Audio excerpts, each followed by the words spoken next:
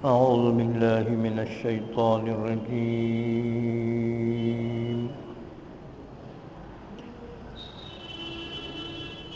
بسم الله الرحمن الرحيم.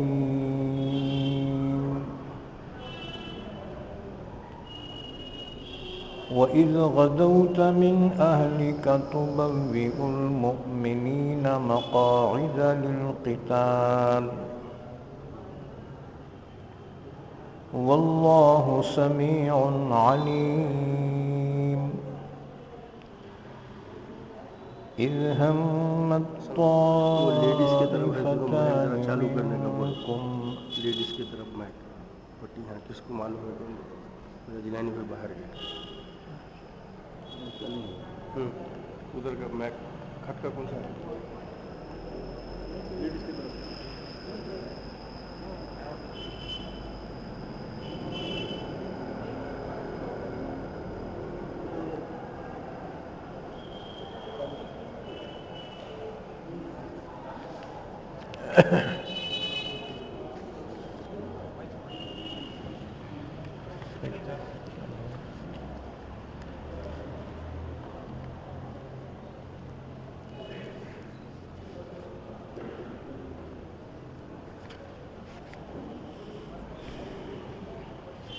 أعوذ بالله من الشيطان الرجيم. بسم الله الرحمن الرحيم.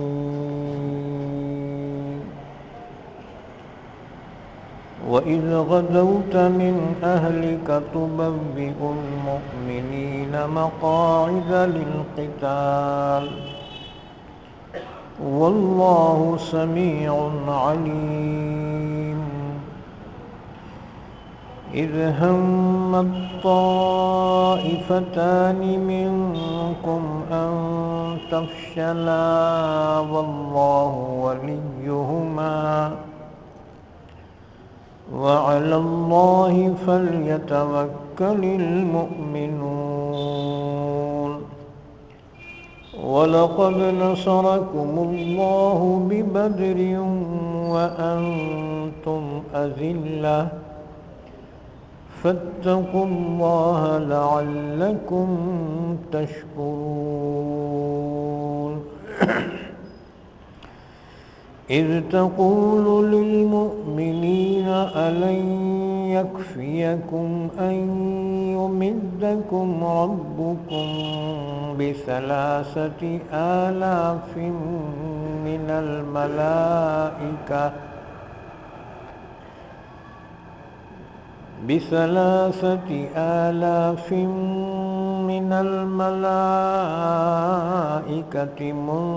منزلين. بلى إن تصبروا وتتقوا ويأتوكم من فورهم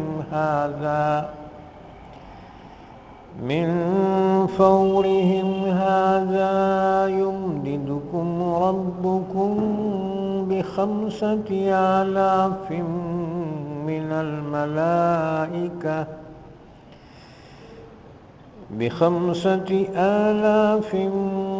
من الملائكة مسومين.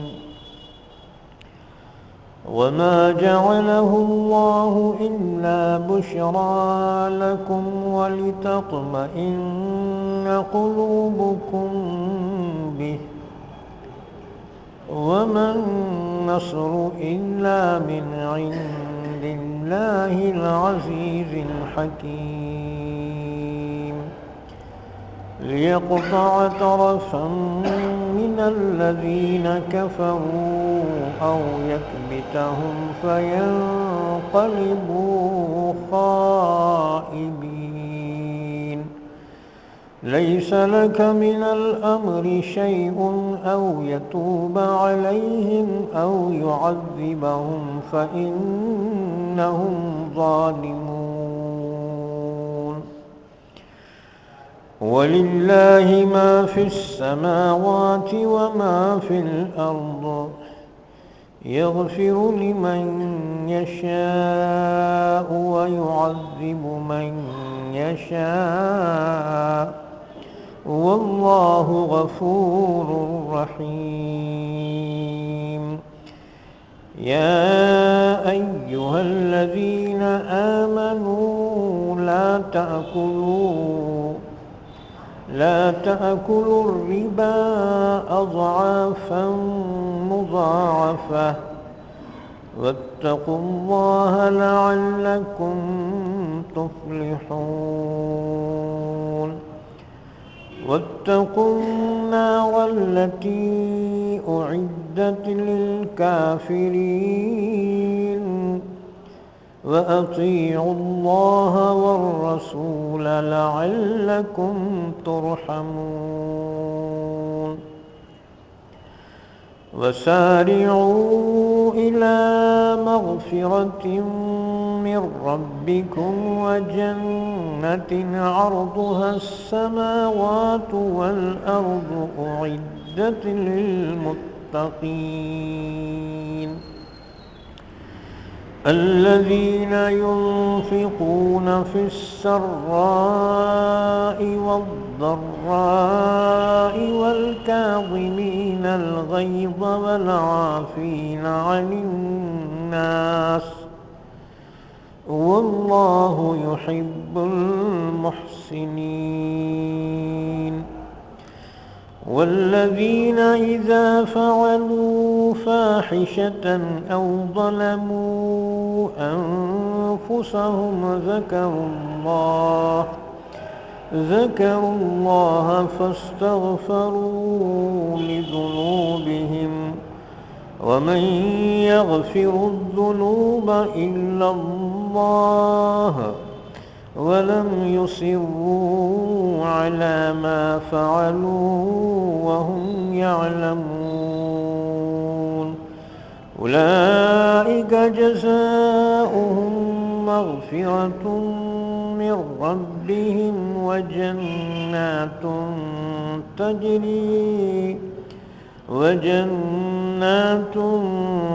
تجري من تحتها الأنهار خالدين فيها ونعم أجر العاملين. قد خلت من قبلكم سنن فسيروا في الأرض فانظروا كيف كان عاقبة المكذبين. هذا بيان للناس وهدى وموعظة للمتقين. پناہ میں آتا ہوں میں اللہ کی شیطان مردود سے. شروع کرتا ہوں میں اللہ کے نام سے جو بڑا مہربان نہایت رحم کرنے والا ہے. وَلَقَدْ نَصَرَكَ وَإِذْ غَدَوْتَ مِنْ أَهْلِكَ تُبَوِّئُ الْمُؤْمِنِينَ مقاعد للقتال.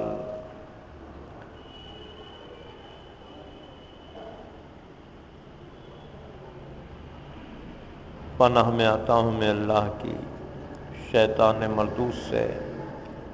شروع کرتا ہوں میں اللہ کے نام سے جو بڑا مہربان نہایت رحم کرنے والا ہے.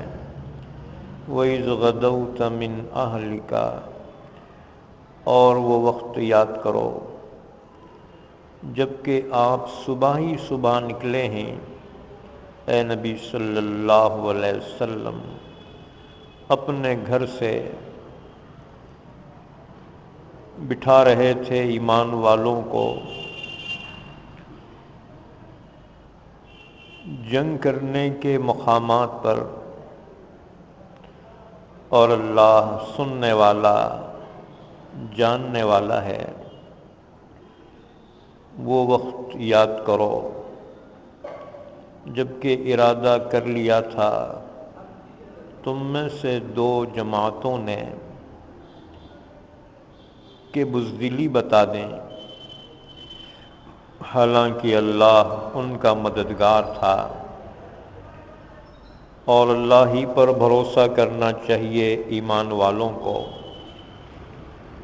اور یقیناً اللہ نے تمہاری مدد کی بدر میں، حال یہ کہ تم بے سر و سامان تھے، پس اللہ سے ڈرتے رہو تاکہ تم شکر ادا کرو۔ وہ وقت یاد کرو جب کہ نبی صلی اللہ علیہ وسلم آپ کہہ رہے تھے ایمان والوں سے، کیا تمہیں کافی نہیں ہے کہ تمہاری مدد کو بھیج دے اللہ، تمہاری مدد کو بھیج دے تمہارا رب 3000 فرشتے آسمان سے اترنے والے؟ ہاں کیوں نہیں، اگر تم صبر کرو اور تقوی اختیار کرو، اور وہ لوگ آ جائیں تم پر اسی دم، تو مدد بھیجے تمہارا رب 5000 فرشتوں سے نشان لگے ہوئے گھوڑوں پر، اور یہ تو اللہ نے تمہاری دل کی خوشی کی، اور تاکہ تسکین ہو تمہارے دلوں کو اس سے، اور مدد ہے صرف اللہ ہی کی طرف سے جو زبردست ہے، حکمت والا ہے، تاکہ ہلاک کرے بعض کافروں کو یا ان کو ذلیل کر دے، پس وہ لوٹ جائیں محروم ہو کر۔ اے نبی صلی اللہ علیہ وسلم، آپ کو اس معاملے میں کوئی اختیار نہیں ہے کہ یا تو اللہ ان کی توبہ قبول کر لے یا ان کو عذاب دے، اس لیے کہ وہ ظالم ہیں، اور اللہ ہی کے لیے ہے جو کچھ آسمانوں میں ہے اور جو کچھ زمین میں ہے، بخش دیتا ہے وہ جس کو چاہے اور عذاب دیتا ہے جس کو چاہے، اور اللہ بخشنے والا نہایت رحم کرنے والا ہے۔ اے ایمان والو، مت کھاؤ تم سود بڑھا چڑھا کر، اور اللہ سے ڈرتے رہو تاکہ تم کامیاب ہو جاؤ، اور بچو اس آگ سے جو تیار کی گئی ہے کافروں کے لیے، اور اطاعت کرو اللہ کی اور رسول کی،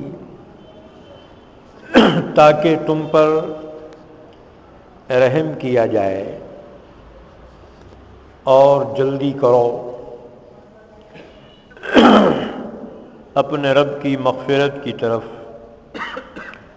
اور جنت کی طرف کہ جس کی چوڑائی آسمانوں اور زمین کے برابر ہے، جو تیار کی گئی ہے متقیوں کے لیے جو خرچ کرتے ہیں راحت میں اور تنگی میں، کشادگی میں اور تنگ دستی میں، اور غصے کو پی جانے والے ہیں اور لوگوں سے درگزر کرنے والے ہیں، اور اللہ پسند فرماتا ہے احسان کرنے والوں کو، اور وہ لوگ جب ان سے کوئی ناشائستہ کام ہو جائے یا کوئی گناہ کر بیٹھیں تو فوراً اللہ کا ذکر کریں اور اپنے گناہوں کی معافی طلب کریں۔ اور کون ہے گناہوں کو بخشنے والا سوائے اللہ کے؟ اور وہ لوگ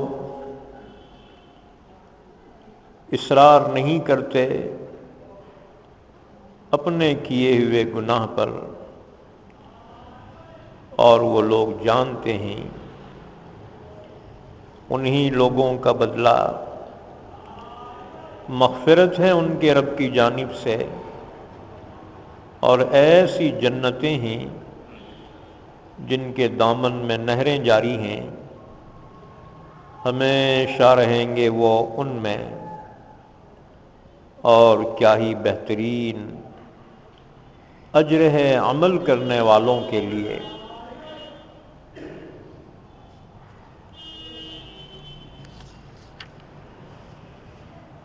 وَإِذْ غَدَوْتَ مِنْ أَهْلِكَ تُبَوِّئُ الْمُؤْمِنِينَ مَقَاعِدَ لِلْقِتَالِ وَاللَّهُ سَمِيعٌ عَلِيمٌ۔ یہ سورہ آل عمران کی آیت نمبر 121 سے لے کر آیت نمبر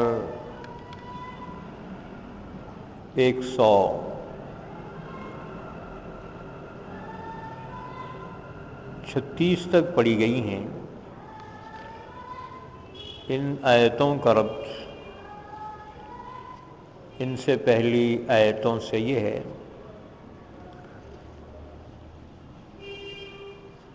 کہ ان سے پہلی آیتوں میں اللہ تعالیٰ نے فرمایا کہ اگر اے ایمان والو تم صبر کرتے رہو اور تقوی اختیار کرو تو تمہارے دشمنوں کی سازشیں تمہیں کوئی نقصان نہیں پہنچا سکتی۔ دو چیزوں کا حکم دیا گیا تھا ایمان والوں کو، ایک صبر کا اور دوسرے تقوی کا، نیکی پرہیزگاری پر قائم رہنا اور حالات پہ صبر کرنا۔ یہ ایمان والوں کے لیے کامیابی کی کلید ہے، کامیابی کی کنجی ہے۔ جو بھی ایمان والے کامیاب ہونا چاہتے ہیں ان دو چیزوں پہ وہ عمل کریں، حالات پر صبر کریں اور زندگی میں تقوی اختیار کریں، اللہ کا خوف اور اللہ کی فرما برداری، گناہوں سے، نافرمانی سے، حرام سے، ناجائز سے، بے حیائی سے بچتے رہیں تو اللہ کی جانب سے بشارت ہے کہ تمہارے دشمن تمہارا کچھ نہیں بگاڑ سکیں گے۔ چنانچہ اس کی مثال کے طور سے اللہ نے غزوہ بدر اور غزوہ احد کے واقعات کو بیان فرمایا۔ شروع میں 2 آیتوں میں غزوہ احد کے واقعے کو مختصراً بیان کیا، اس کے بعد پھر چند آیتوں میں غزوہ بدر کے واقعے کو بیان کیا۔ حالانکہ جنگ بدر پہلے ہوئی جنگ احد بعد میں ہوئی، لیکن قرآن کوئی قصے کہانی کی کتاب نہیں ہے کہ ترتیب کا پابند ہو، بلکہ جن میں ہدایت ہے قرآن اس کی اہمیت بتانے کے لیے اس چیز کو پہلے بیان کرتا ہے۔ چونکہ احد کے واقعے میں مسلمانوں کے لیے بڑی عبرتیں ہیں اور بڑی ہدایات ہیں، اس لیے پہلے 2 آیتوں میں احد کے واقعے کو مختصراً بیان کیا، اس کے بعد پھر بطور احسان کے جنگ بدر کی کامیابی کو بیان فرمایا اور ایک اصول بیان کیا کہ شکست اور فتح اللہ کی جانب سے ہے، اس لیے اپنے اسباب پر بندوں کو ناز نہیں کرنا چاہیے، فخر نہ کرنا چاہیے، اور اپنے اسباب پہ بھروسہ نہ کرنا چاہیے۔ دیکھو، بدر میں تعداد مسلمانوں کی 313 تھی اور احد میں 700 تھی، یہ تعداد بڑھ گئی تھی۔ اس کے باوجود احد میں ناکامی بھی ہوئی اور بدر میں قلت تعداد کے باوجود کامیابی ہوئی۔ اس سے یہ اصول معلوم ہوا کہ شکست اور فتح من جانب اللہ ہے۔ انسان کا کام کوشش کرنا اور صحیح رخ کی کوشش کرنا، تو اللہ تعالی چاہے تو فتح عنایت فرمائے۔ اس لیے ہر حال میں اللہ ہی کی جانب بندوں کو رجوع کرنا چاہیے۔ یہ بہت تفصیل کے ساتھ اللہ نے احد کے واقعے کو آگے تک بیان فرمایا ہے، لیکن یہاں تمہید کے طور سے 2 آیتوں میں اس کو بیان کیا۔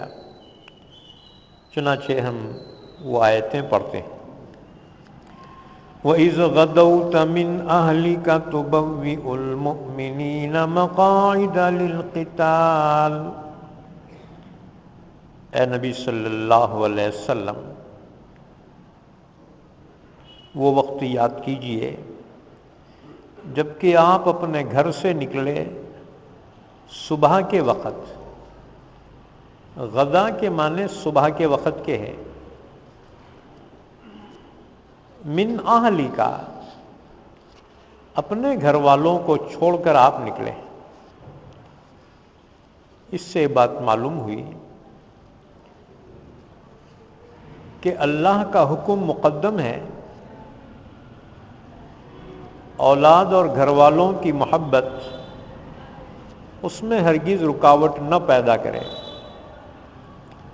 ایمان کامل کا تقاضا یہی ہے کہ اللہ کا حکم جب آئے تو اللہ کے حکم کی تعمیل ضرور کرنا چاہیے، فوری کرنا چاہیے۔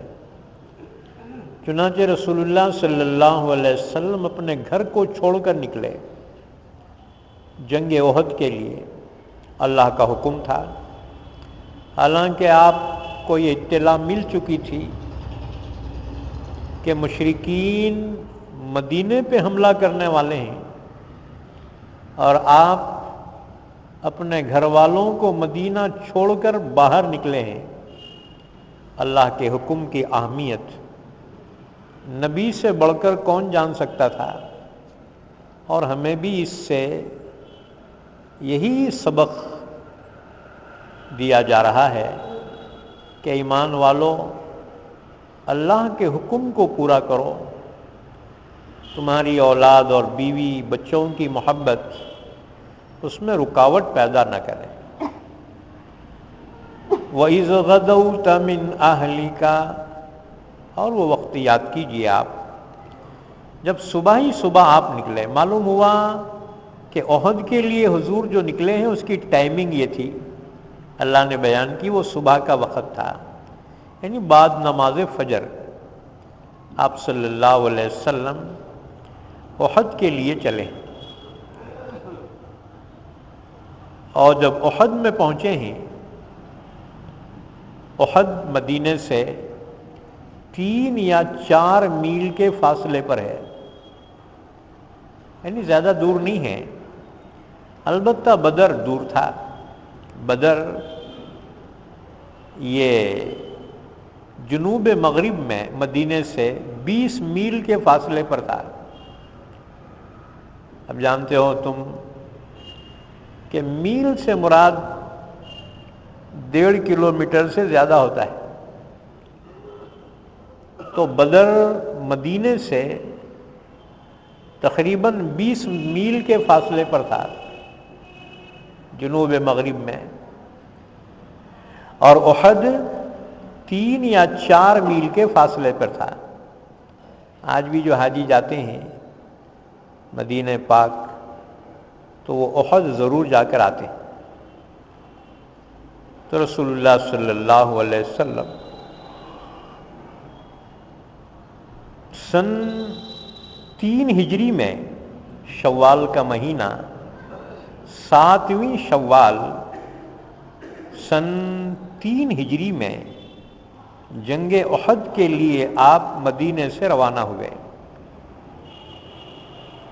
آپ کے ساتھ 1000 کی تعداد تھی۔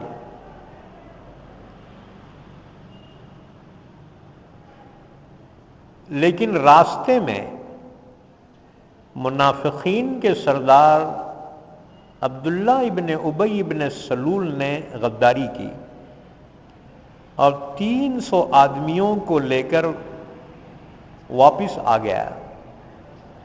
اب تعداد رہ گئی 700 مسلمانوں کی۔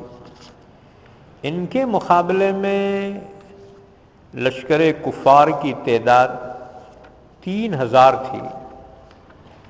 ظاہر بات ہے 4 گنا زیادہ ان کی تعداد تھی، لیکن اللہ نے اپنا وعدہ پورا فرمایا اور ابتداءً کامیابی ایمان والوں کو عطا فرمائی۔ اس کے بعد ایمان والوں میں سے بعض کی لغزش کی وجہ سے یہ فتح شکست میں بدل گئی، کامیابی ناکامیابی میں بدل گئی، اور اتنا بڑا نقصان احد کی جنگ میں ہوا کہ ایمان والے تقریباً 70 شہید ہو گئے اور 200 سے زیادہ شدید زخمی ہو گئے۔ خود نبی کریم صلی اللہ علیہ وسلم کے چہرے مبارک پر ایک کافر نے جو پتھر مارا ہے، چہرے مبارک لہو لہان ہو گیا، یہاں تک کہ خود کی جو کڑیاں تھیں، آپ کے ہیلمٹ کی جو کڑیاں تھیں وہ رخسار میں دھنس گئی، نکالنے پر خون کا فوارہ جاری ہوا، دندان مبارک شہید ہو گئے۔ سامنے کی جو 4 دانت ہیں نا، آپ صلی اللہ علیہ وسلم کے یہ دندان مبارک شہید ہو گئے، ٹوٹ گئے، اور آپ انتہائی زخمی ہو گئے، اور تقریباً 10 سے زیادہ صحابہ کے کافرین نے قتل کے بعد ان کی شکل کی بے شکل کر دی، ان کے ناک کاٹے، کان کاٹے اور ہونٹ کاٹے، آنکھیں نکال دی، ہاتھوں کی انگلیاں کاٹی، پیروں کی انگلیاں کاٹ دی۔ تو یہ بہت شدید نقصان جنگ احد میں مسلمانوں کو پہنچا۔ اللہ اس واقعے کو بیان کر کے ایمان والوں کو عبرت دلا رہا ہے کہ اپنے اسباب پہ تم بھروسہ نہ کرو، اسباب اختیار کرو، بھروسہ اللہ کی ذات پہ کرو، اور توکل علی اللہ، ہی تمہاری کامیابی کی کلید ہے. تم کامیاب ہونا چاہتے ہو تو نتائج اللہ کے حوالے کر دو اور اللہ اس کے رسول کی اطاعت کرو. نافرمانی میں ہمیشہ تمہارا نقصان ہے. جیسے اتنا بڑا نقصان اٹھانا پڑا اللہ کے نبی صلی اللہ علیہ وسلم کی ایک حکم کی نافرمانی کی وجہ سے کہ پہاڑ پہ تیر اندازوں کو اللہ کے نبی نے بٹھایا تھا. چاہے فتح حاصل ہو یا شکست، ہر حال میں تم یہیں پہ رہنا. لیکن جب فتح ہو گئی تو وہ نیچے اتر آئے. اکثر ان کی تعداد، دشمن کو موقع ملا اس پہاڑی پہ انہوں نے حملہ کیا اور جو صحابہ باقی تھے ان کو شہید کر دیا. نیچے اتر کر پیچھے سے وار کیا، سامنے بھاگتے ہوئوں کو روکا اور دونوں جانب سے حملہ اتنا شدید کیا ہے کہ مسلمان سوچ بھی نہیں سکتے تھے کہ جو فتح سے اطمینان حاصل کیے ہوئے تھے یہ اچانک افتاد کہاں سے پڑ گئی، یہ اچانک مصیبت کہاں سے پڑ گئی. ان کے قدم اکھڑ گئے اور پھر سنبھل نہ پائے. پھر جس کا جدھر منہ تھا جان بچا کر ادھر بھاگنا شروع کیا. کوئی پہاڑوں پہ چڑھ رہے ہیں، کوئی میدانوں میں دوڑ رہے ہیں اپنی جان بچانے کے لیے. اللہ کے نبی صلی اللہ علیہ وسلم نے دیکھا کہ مسلمان منتشر ہو رہے ہیں. آپ آواز دے رہے تھے الی عباد اللہ انا رسول اللہ. اللہ کے بندو بھاگو مت، رک جاؤ، واپس آؤ، میں اللہ کا رسول ہوں. لیکن کوئی سن نہیں رہا تھا، کوئی پلٹ کے بھی نہیں دیکھ رہا تھا. یعنی موت کا خوف اتنا غالب آ گیا تھا کہ دشمن جو ہے وار کر رہا ہے اور یہ بھاگے چلے جا رہے ہیں. اللہ تعالیٰ نے فرمایا کہ تم نے ہمارے نبی کے دل کو غم پہنچایا تو ہم نے اس غم کے بدلے تم کو بھی شکست کا غم پہنچایا.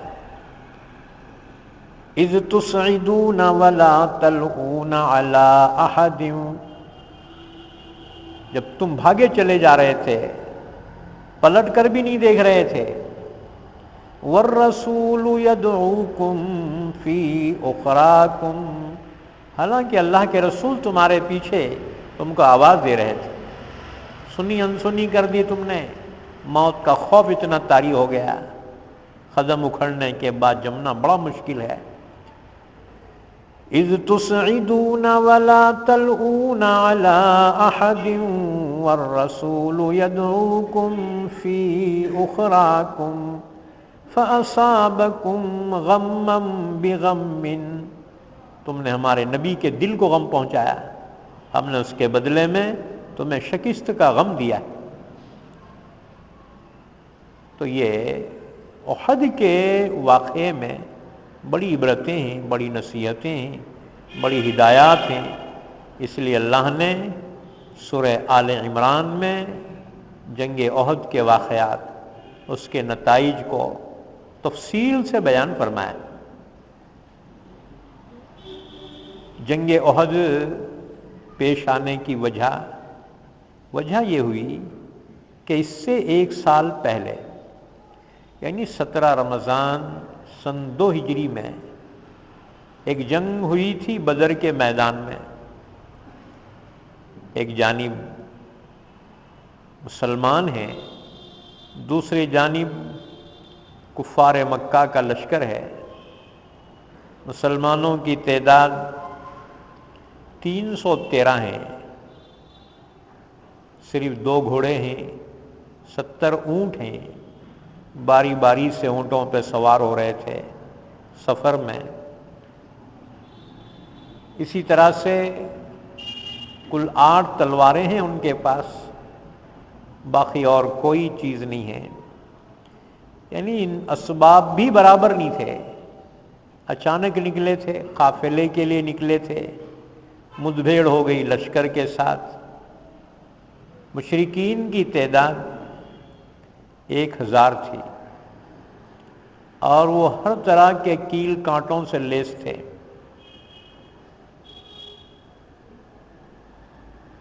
لیکن اللہ تعالیٰ نے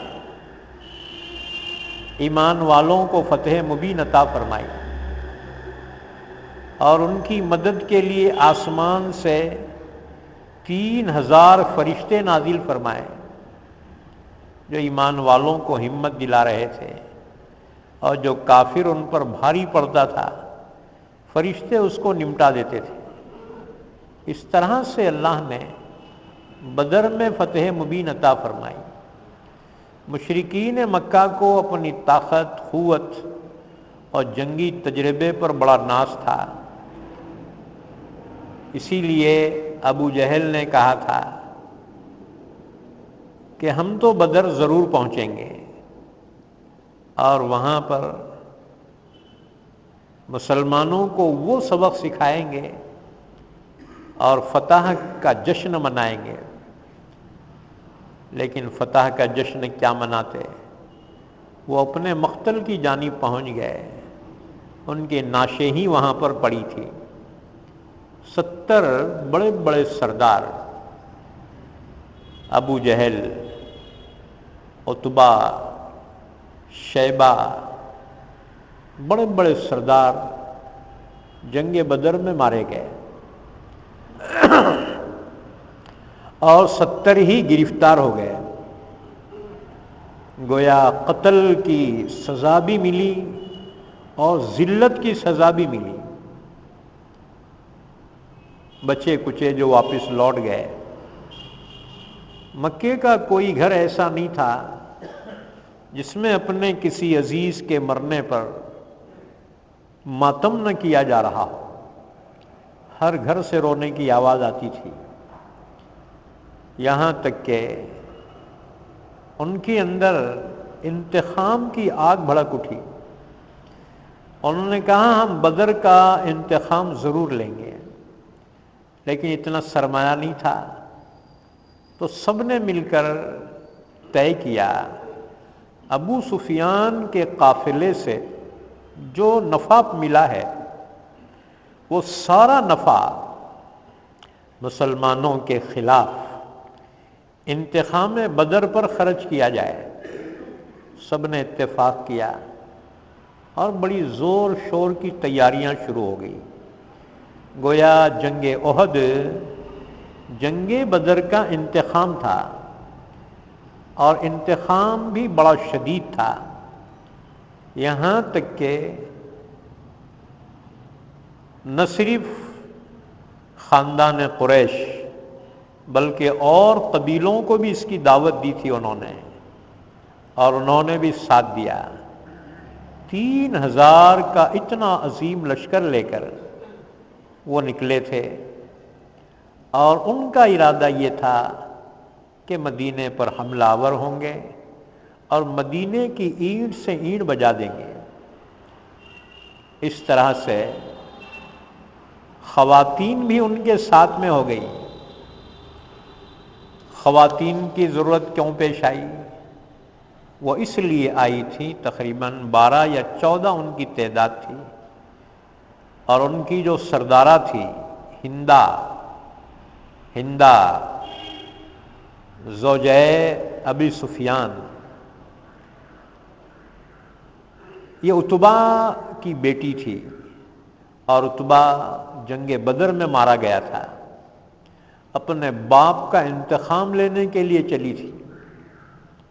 ایک قسم کی مردانہ عورت تھی، وہ بڑی بہادر، بڑی جری، تو وہ بھی کچھ عورتوں کو لے کر چلی کہ جنگ میں اپنی فوج کو حوصلہ دلائے، کیونکہ اگر تماشا بھی عورتیں ہوں تو مردوں کو بڑا جوش آتا ہے، اور ہار کی وجہ سے شرمندگی اٹھانی پڑے گی، تو ایک قسم کا حوصلہ ان کو ملتا ہے۔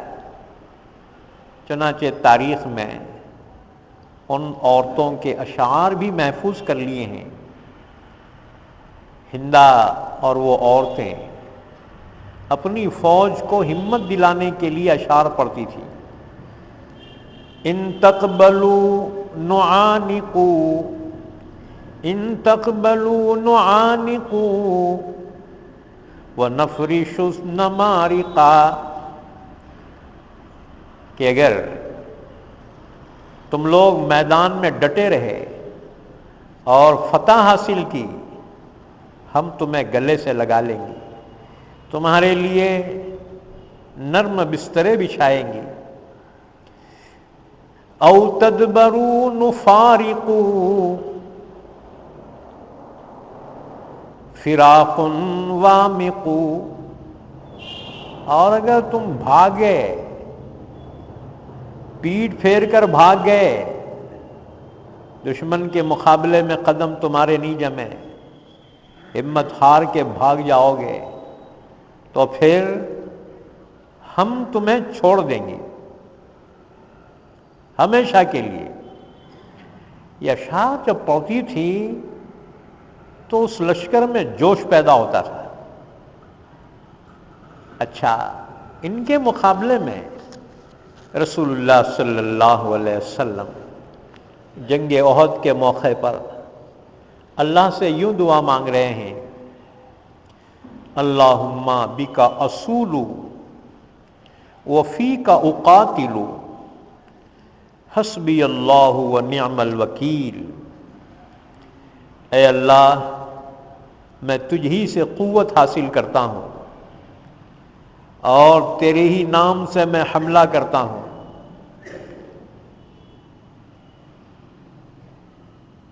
میرے لیے اللہ کافی ہے اور وہی بہترین کارساز ہے۔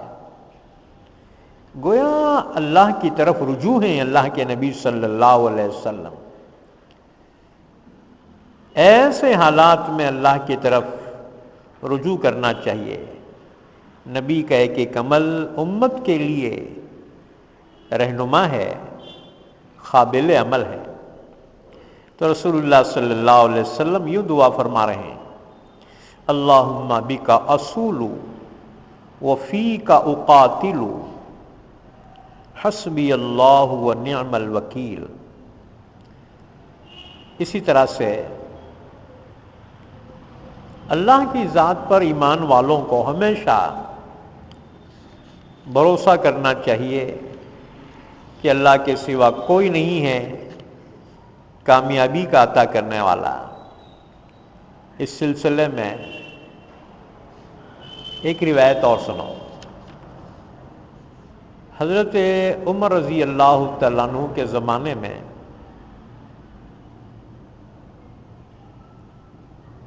یرموک کی جنگ میں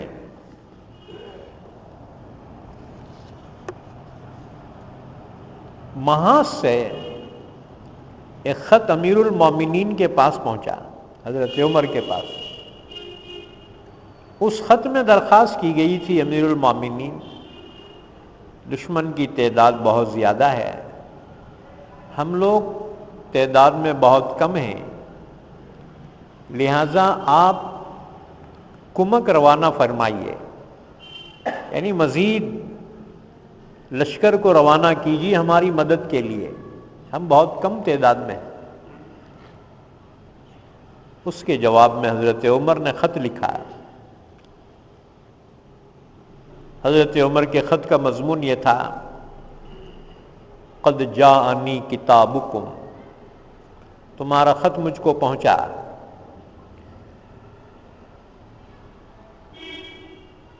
تستمیدوننی، تم مجھ سے مزید فوج روانہ کرنے کے لیے اس میں لکھا ہے، مزید مدد طلب کی ہے تم نے۔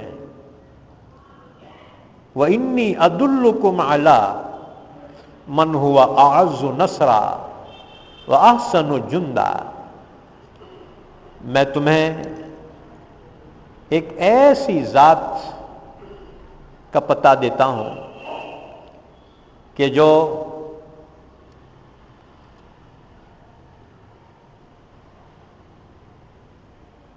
نصرت کے لحاظ سے سب سے زیادہ غالب ہے اور فوج کے لحاظ سے سب سے زیادہ محفوظ ہے۔ کون ہے وہ؟ اللہ عز و جل، وہ اللہ کی ذات ہے۔ فاستنصروہ، لہذا تم مجھ سے مدد مانگنے کے بجائے اللہ ہی سے مدد مانگو۔ پھر آگے لکھتے ہیں فَإِذَا جَاءَكُمْ كِتَابِي هَذَا فَقَاتِلُوهُمْ وَلَا تَرْجِعُونِ، میرا خط تم کو پہنچتے ہی تم فوراً حملہ آور ہو جاؤ اور دوبارہ مجھ سے خط و کتابت نہ کرنا، یعنی مدد نہیں مانگنا، اللہ کی طرف رجوع کرو۔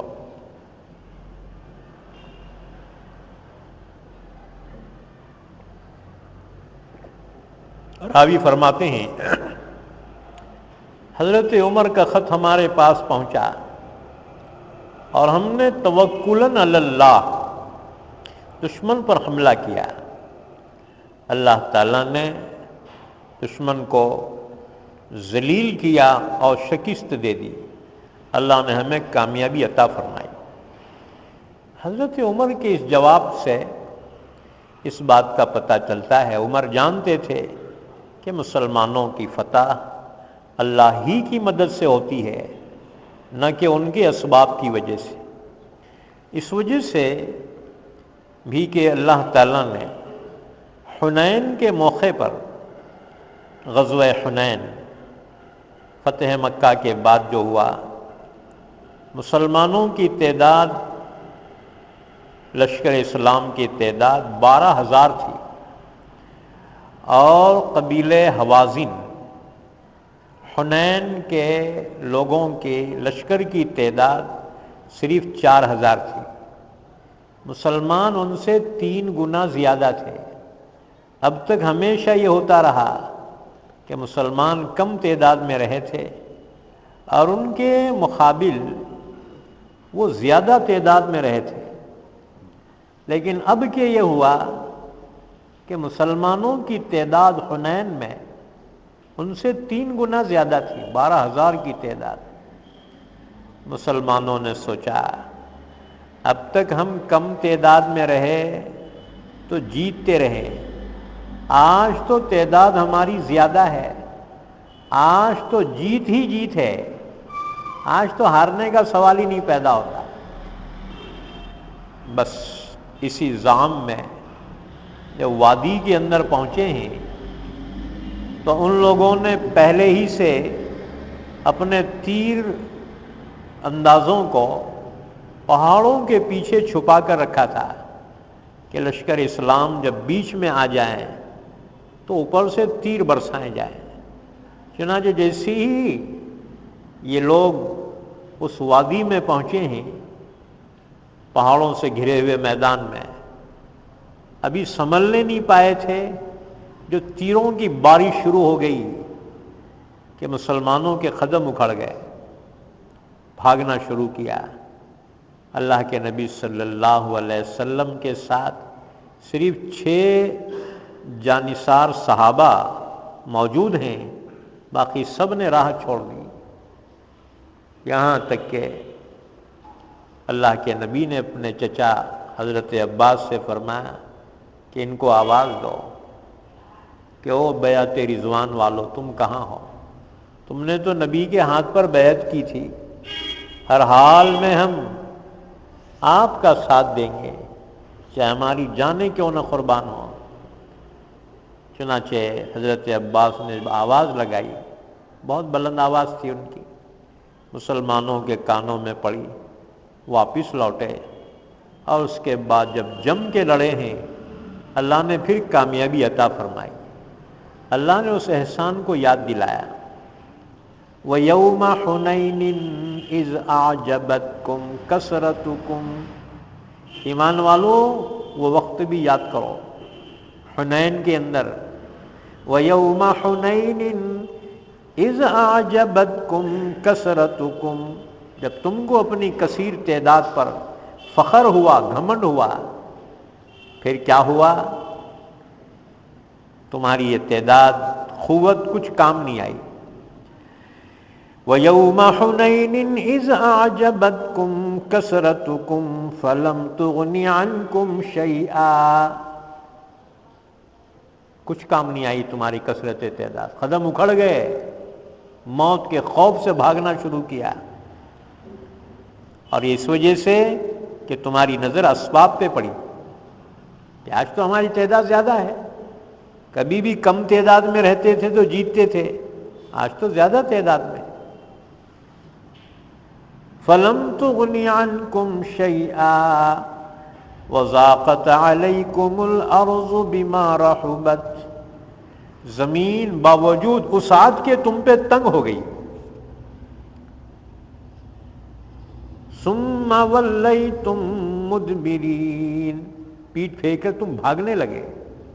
وہ تو اللہ نے تمہاری مدد کی، تمہارے قدموں کو جما دیا، دلوں کو جمایا، تمہاری مدد کے لیے فرشتے بھیجے، تب جا کر تمہیں کامیابی حاصل ہوئی۔ اس واقعے سے اللہ نے ایمان والوں کو تنبیہ فرمائی کہ اپنے اسباب پہ کبھی بھروسہ نہ کرو، کہ اسباب پر تمہاری کامیابی نہیں ہے، اسباب اختیار کرو اور نتیجہ اللہ کے حوالے کرو۔ اسی کو توکل علی اللہ کہا جاتا ہے۔ توکل ترک اسباب کا نام نہیں ہے کہ اسباب بھی اختیار نہ کرے، وہ توکل نہیں ہے۔ اسباب اختیار کر کے نتیجہ اللہ کے حوالے کرے، یہ ہے توکل۔ بیمار ہو جائے علاج کرو، علاج کے بعد پھر شفا اللہ کے حوالے کرو۔ یہ نہیں علاج نہیں کر رہے اللہ شفا دینے والا ہے، نہیں، یہ تو سنیاسی پن ہے، یہ تو رہبانیت ہے۔ بلکہ اسباب اختیار کرو اور اس کے بعد پھر اللہ کی ذات پہ بھروسہ کرو، یہ ہے صحیح توکل۔ تو ایمان والوں کے لیے کامیابی توکل علی اللہ کے بغیر نہیں ہے۔ یہ واقعات بیان کر کے ایمان والوں کو گویا تنبیہ کی جا رہی ہے، یہ عبرتناک واقعات اللہ نے قرآن پاک میں بیان کیے ہیں، جس میں ہمارے لیے درس عبرت ہے۔ فرمایا غزوہ احد کے واقعے کو بیان کیا جا رہا ہے۔ وَإِذْ غَدَوْتَ مِنْ أَهْلِكَ تُبَوِّئُ الْمُؤْمِنِينَ مَقَاعِدَ لِلْقِتَالِ، وہ وقت یاد کرو جبکہ اے نبی صلی اللہ علیہ وسلم آپ اپنے گھر سے صبح نکلے اور میدان احد میں پہنچ کر آپ ایمان والوں کو جنگ کے مورچوں پر بٹھا رہے تھے۔ مقاعد للقتال واللہ سمیع علیم، اللہ سننے والا ہے دعاؤں کا، فریادوں کا، جاننے والا ہے حالات کا۔ اللہ تم سے غائب نہیں ہے، اللہ تو حاضر و ناظر ہے۔ حضرت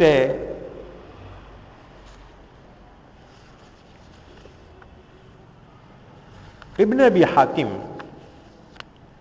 اور ابو یعلا کا بیان ہے، حضرت مسور بن مخرمہ رضی اللہ تعالیٰ عنہ نے حضرت عبد الرحمن بن عوف سے پوچھا کہ جنگ احد کا واقعہ کچھ ہم سے بھی بیان کیجئے، کیسا کیسا ہوا تھا جنگ احد میں، وہ واقعہ ہم کو بیان کیجئے۔ عبد الرحمن بن عوف نے فرمایا سورہ آل عمران کی 120 آیتوں کے بعد والی آیات پڑھو، تم کو ہمارا قصہ وہاں مل جائے گا۔ یہ 121ویں آیت پڑھی جا رہی ہے۔ اللہ نے فرمایا وَإِذْ غَدَوْتَ مِنْ أَهْلِكَ تبوئ المؤمنین مقاعد للقتال. اس کے بعد یہ سنو، رسول اللہ صلی اللہ علیہ وسلم کو پتہ چلا کہ مشرکین مکہ نے بڑی زبردست تیاریاں کی ہیں. رسول اللہ صلی اللہ علیہ وسلم نے صحابہ سے مشورہ طلب کیا کہ دفاع کی کیا صورت اختیار کرنی چاہیے. یاد رکھو جنگ احد کے واقعات تقریباً 60 آیتوں میں اللہ نے بیان کیے ہیں. اچھا، تو آپ صلی اللہ علیہ وسلم نے صحابہ سے مشورہ طلب کیا، اور اس مشورے میں آپ نے منافقین کے سردار کو بھی دعوت دی، کیونکہ مدینے کا تھا انہیں بھی، لہذا اس سے بھی مشورہ طلب کیا. اس نے مشورہ یہ دیا کہ مدینے میں رہ کر جنگ کی جائے، مدینے سے باہر نہ نکلیں.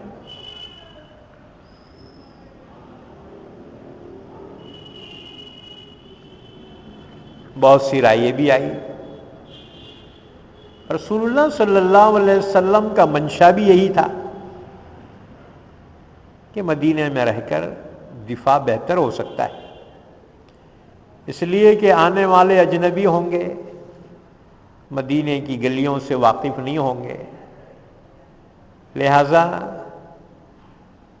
گلیوں میں جنگ کرنا میدان کے مقابلے میں زیادہ آسان ہوگا. تو مدینے کی گلیوں میں ان کو گھیر لیا جائے. حضور صلی اللہ علیہ وسلم کا منشا یہ تھا.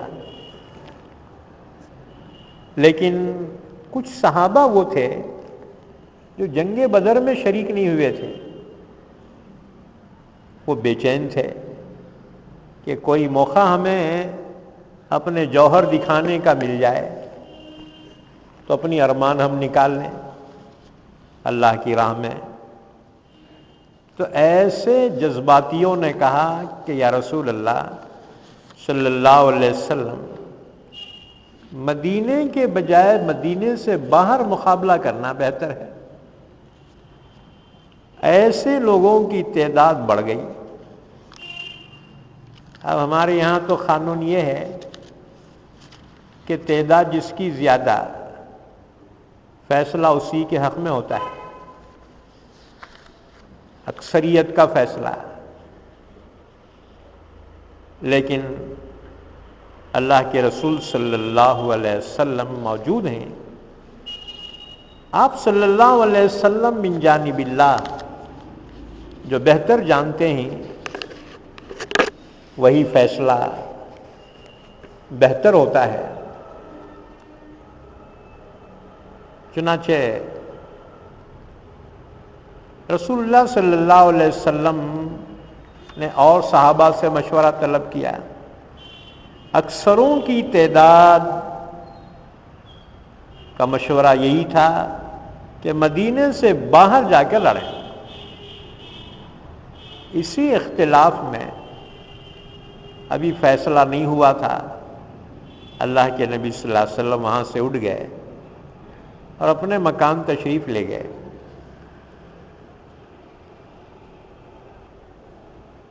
اب صحابہ کرام سوچنے لگے کہ ہم نے اللہ کے نبی کے مشورے کے خلاف مشورہ دے کر غلط کیا ہے، لہذا جب آپ باہر تشریف لائیں تو ہم لوگ معذرت کر لیں گے.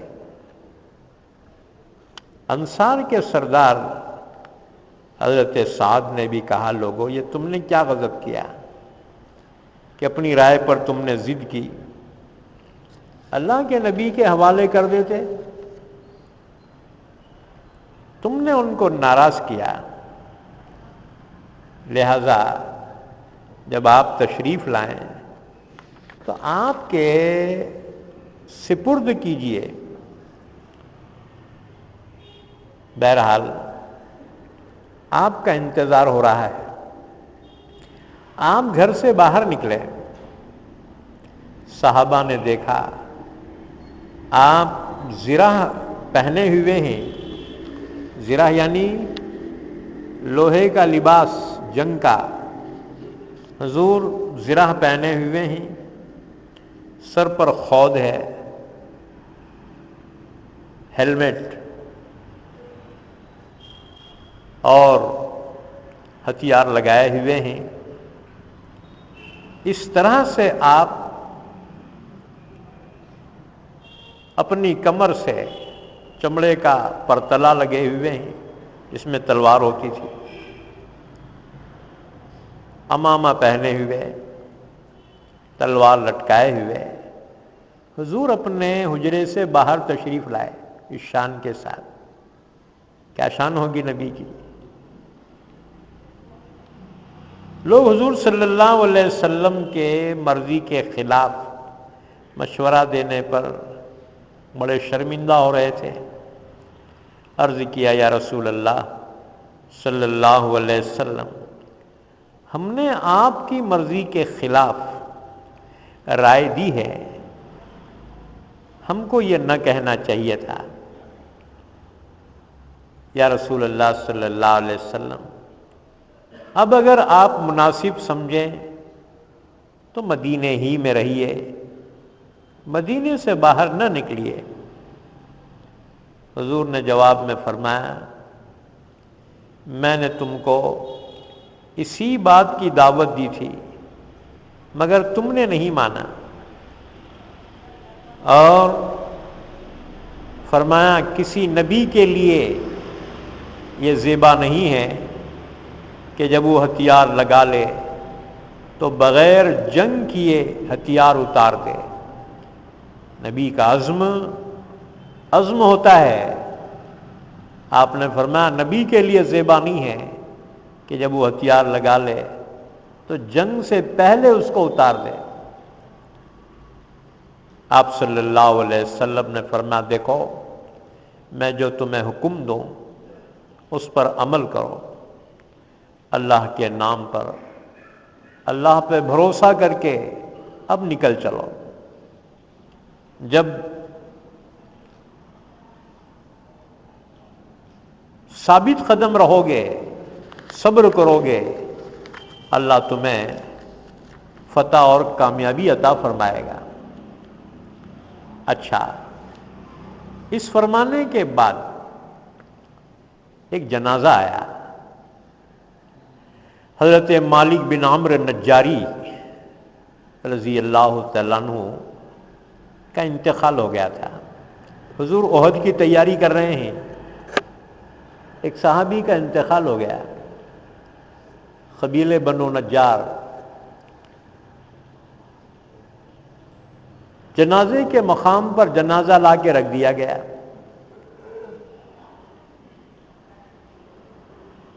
آپ صلی اللہ علیہ وسلم وہاں پہنچے اور آپ نے نماز جنازہ پڑھائی. پھر باہر نکلا ہے، اپنے گھوڑے پہ سوار ہوئے جس کا نام سکب تھا. کمان کاندھے پہ ڈالی، تیر کمان بولتے نہیں، کمان کاندھے پہ ڈال دی. سعد بن عبادہ اور سعد بن معاذ انصار مدینہ کے یہ دو سردار ہیں. قبیلے اوس کے سردار سعد بن معاذ اور قبیلے خزرج کے سردار سعد بن عبادہ، یہ دونوں سردار حضور صلی اللہ علیہ وسلم کی دونوں جانب جیسے باڈی گارڈ ہوتے ہیں، اللہ کے نبی صلی اللہ علیہ وسلم کی شان کا کیا کہنے. گھوڑے پہ سوار ہیں اور زرہ پہنے ہوئے ہیں، خود لگی ہوئی ہے، کمان پیٹھ پہ ڈالے ہوئے ہیں اور پرتلے سے پیٹی سے تلوار بندھی ہوئی ہے. آپ صلی اللہ علیہ وسلم اس شان سے نکلے. آپ کے ایک جانب قبیلے خزرج کے سردار سعد بن عبادہ اور دوسری جانب قبیلے اوس کے سردار سعد بن معاذ رضی اللہ تعالیٰ عنہ ہم رکاب ہیں، دونوں بھی مسلح ہیں اور دوسرے لوگ بھی آپ کے پیچھے ہیں، یہاں تک کہ آپ صلی اللہ علیہ وسلم جب مدینے سے نکلے ہیں ایک گھاٹی پہ پہنچے، وادی پر، وہاں پر ایک فوجی دستہ ملا۔ حضور نے دریافت فرمایا یہ کون لوگ ہیں؟ لوگوں نے کہا عبداللہ ابن ابی ابن سلول کے یہودی معاہد ہیں۔ عبداللہ ابن ابی ابن سلول منافق کی دوستی تھی یہودیوں سے، تو وہ یہودی مسلمانوں کا ساتھ دینے کے لیے آئے تھے، کیونکہ وطن ایک ہی تھا نا جی، مدینے کی تھے، اور وہ لشکر کفار وہ دوسرے بستی کے تھے مکے کے، لہذا یہودیوں نے پیشکش کی مسلمانوں کو کہ ہم آپ کا ساتھ دیں گے۔ چنانچہ وہ لوگ مدد دینے کے لیے باضابطہ ایک دستے کی شکل میں آئے۔ حضور نے پوچھا کون لوگ ہیں یہ؟ لوگوں نے کہا کہ عبداللہ ابن ابی کے یہودی معاہد ہیں۔ حضور صلی اللہ علیہ وسلم نے فرمایا کیا یہ لوگ مسلمان ہیں؟ کہا جی مسلمان تو نہیں ہیں، لیکن آپ کا ساتھ دینے کے لیے آئے ہوئے ہیں۔ آپ نے فرمایا کہ میں مشرکوں کے خلاف مشرکوں سے مدد نہیں طلب کرتا۔ آپ نے فرمایا جاؤ واپس، تمہاری مدد کی ہمیں ضرورت نہیں، کافر کے مقابلے میں ہم کافر کی مدد نہیں لیتے۔ یہ ہمارے لیے درس عبرت ہے، یاد رکھو ہم نے کتنی نادانیاں کی ہیں منشأ نبوت کو نہیں سمجھ کر، اور اس کا خمیازہ ہمیں بھگتنا پڑا ہے۔ ایمان والوں اپنے اون پہ، اللہ کی ذات پہ بھروسہ رکھو، دنیا میں کوئی تمہارا نہیں ہے۔ یاد رکھو جتنے ہمدردی کرنے والے ہیں موقع پرست مفاد پرست لوگ ہیں، اللہ کے سوا تمہارا کوئی نہیں۔ اس لیے اپنے اون پہ اور اللہ کی ذات پہ بھروسہ کرو۔ تو اللہ کے نبی صلی اللہ علیہ وسلم کی مدد کے لیے یہودیوں کا دستہ موجود تھا، لیکن آپ نے فرمایا کیا یہ لوگ مسلمان ہیں؟ اور انہوں نے کہا جی نہیں۔ آپ نے فرمایا جاؤ واپس، کہ ہم کافروں کے مقابلے میں کسی کافر کی مدد نہیں لیتے۔ اللہ اکبر، آپ تو باضابطہ بلا کے بٹھائے ہیں، سمجھ گئے؟ ہاں، یہ سعودی یہودی سب مل گئے ہیں، یہ اللہ ہی حفاظت فرمائے۔ ہاں، رہنما بنے ہوئے ہیں عالم اسلام کے، کتنی بڑی نادانی کی بات ہے۔ اللہ کے نبی صلی اللہ علیہ وسلم کی حدیث ہمارے لیے درس ہدایت ہے یہ۔ تو آپ نے فرمایا جاؤ، ہم مشرکوں کے مقابلے میں مشرکوں کی مدد نہیں لیتے۔ اچھا، آپ صلی اللہ علیہ وسلم نے مقام شیخین پر پہنچ کر، یہ دو پہاڑیاں تھیں مدینے سے احد کے درمیان، رسول اللہ صلی اللہ علیہ وسلم نے وہاں پر لشکر کو ترتیب دیا، اور اس روز حضور کے سامنے کچھ لڑکے بھی آئے شوق جہاد لے کر، جن کی عمریں 14 برس کی یا اس سے کم تھی، اللہ کے نبی صلی اللہ علیہ وسلم نے ان کو واپس کر دیا کہ جاؤ بیٹا، تمہارا یہاں کام نہیں ہے، جاؤ۔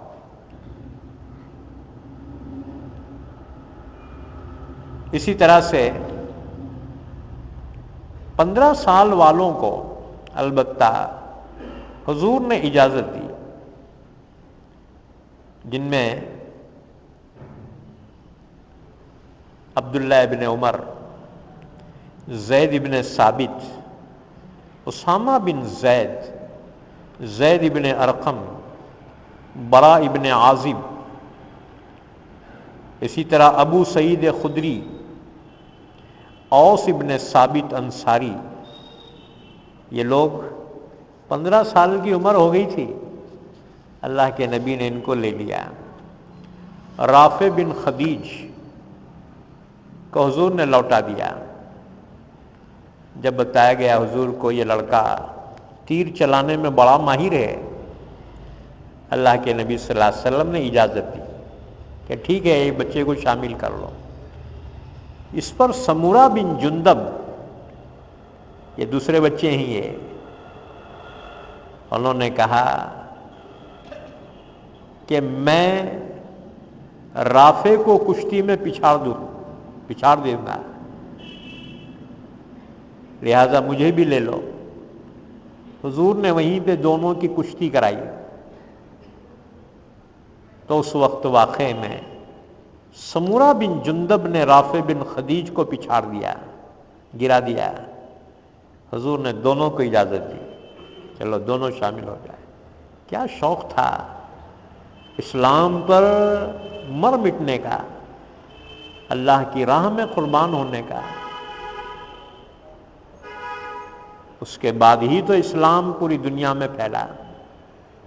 وہ حوصلہ مند لوگ تھے، وہ اسلام کے صف اول کے لوگ تھے۔ اگر ہم جیسے بزدل صف اول میں ہوتے، اسلام تو مکے مدینے میں محدود ہو کر رہ جاتا، دنیا میں نہیں پھیلتا۔ اللہ نے اپنے دین کے لیے، اپنے نبی کے لیے ایسے حوصلہ مند جماعت کو منتخب فرمایا تھا، جیسے انبیاء اللہ کا انتخاب ہوتے ہیں، ایسی صحابہ نبی کے لیے خدا کا انتخاب تھے۔ وہ صفات، وہ خوبیاں جو ان میں پائی جاتی تھیں، دنیا کی قوموں میں مجموعی اعتبار سے وہ صفات نہیں پائی جاتی۔ بہرحال رسول اللہ صلی اللہ علیہ وسلم نے آخر معائنہ فرمایا، اور جنہیں واپس کرنا تھا آپ نے واپس کر دیا، اور باقیوں کو اجازت دی، یہاں تک کہ رسول اللہ صلی اللہ علیہ وسلم ابو خیثمہ بنی حارثہ کے میدان، ان کے باغات کے درمیان سے لے کر چلے، یہاں تک کہ مربع منافق تھا، اس کے باغ میں سے لے کے چلے۔ یہ لشکر اسلام اس کے باغ میں سے چلا، تو وہ شخص نابینا تھا، لیکن تھا حضور کا کٹر دشمن۔ اس نے جب حضور کی اور صحابہ کی آہٹ پائی تو وہ خاک اڑانے لگا، مٹی اڑانے لگا آپ کی طرف، صحابہ کی طرف، اور کہنے لگا کہ اگر تم میں رسول اللہ بھی ہوں تب بھی میں اپنے باغ میں داخل ہونے کی اجازت نہیں دوں گا۔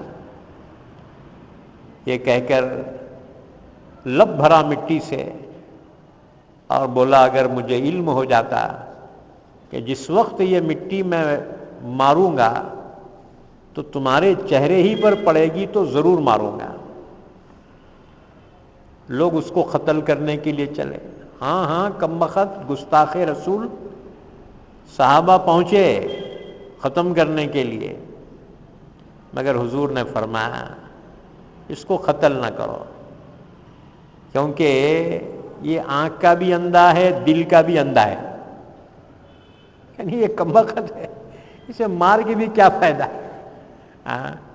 مرے ہوئے کو مار کے کیا فائدہ کیا؟ تو اللہ کے نبی نے منع فرمایا کہ جان دے، چھوڑو، یہ آنکھ کا بھی اندھا ہے، دل کا بھی اندھا ہے۔ لیکن حضور منع کرنے سے پہلے ایک صحابی سعد بن زبدہ اشعلی رضی اللہ تعالیٰ عنہ اندھے کے پاس پہنچ گئے تھے اور اس کو جو کمان ماری زخمی کر دیا۔ بہرحال رسول اللہ صلی اللہ علیہ وسلم صحابہ کو لے کر میدان احد میں پہنچے اور وہاں پر صفوں کو ترتیب دیا، موقع کے مقامات پر صحابہ کو بٹھا رہے ہیں۔ اللہ نے اس کی منظر کشی فرمائی، وَإِذْ غَدَوْتَ مِنْ أَهْلِكَ تُبَوِّئُ الْمُؤْمِنِينَ مَقَاعِدَ لِلْقِتَالِ۔ وہ وقت یاد کرو جب کہ نبی صلی اللہ علیہ وسلم آپ صبح نکلے اپنے گھر سے، گھر والوں سے، بٹھا رہے تھے ایمان والوں کو جنگ کرنے کی جگہوں پر۔ واللہ سمیع علیم، اور اللہ سننے والا، جاننے والا ہے۔ اذ ہمت طائفتان منکم ان تفشلا واللہ ولیہما وعلی اللہ فلیتوکل المؤمنون۔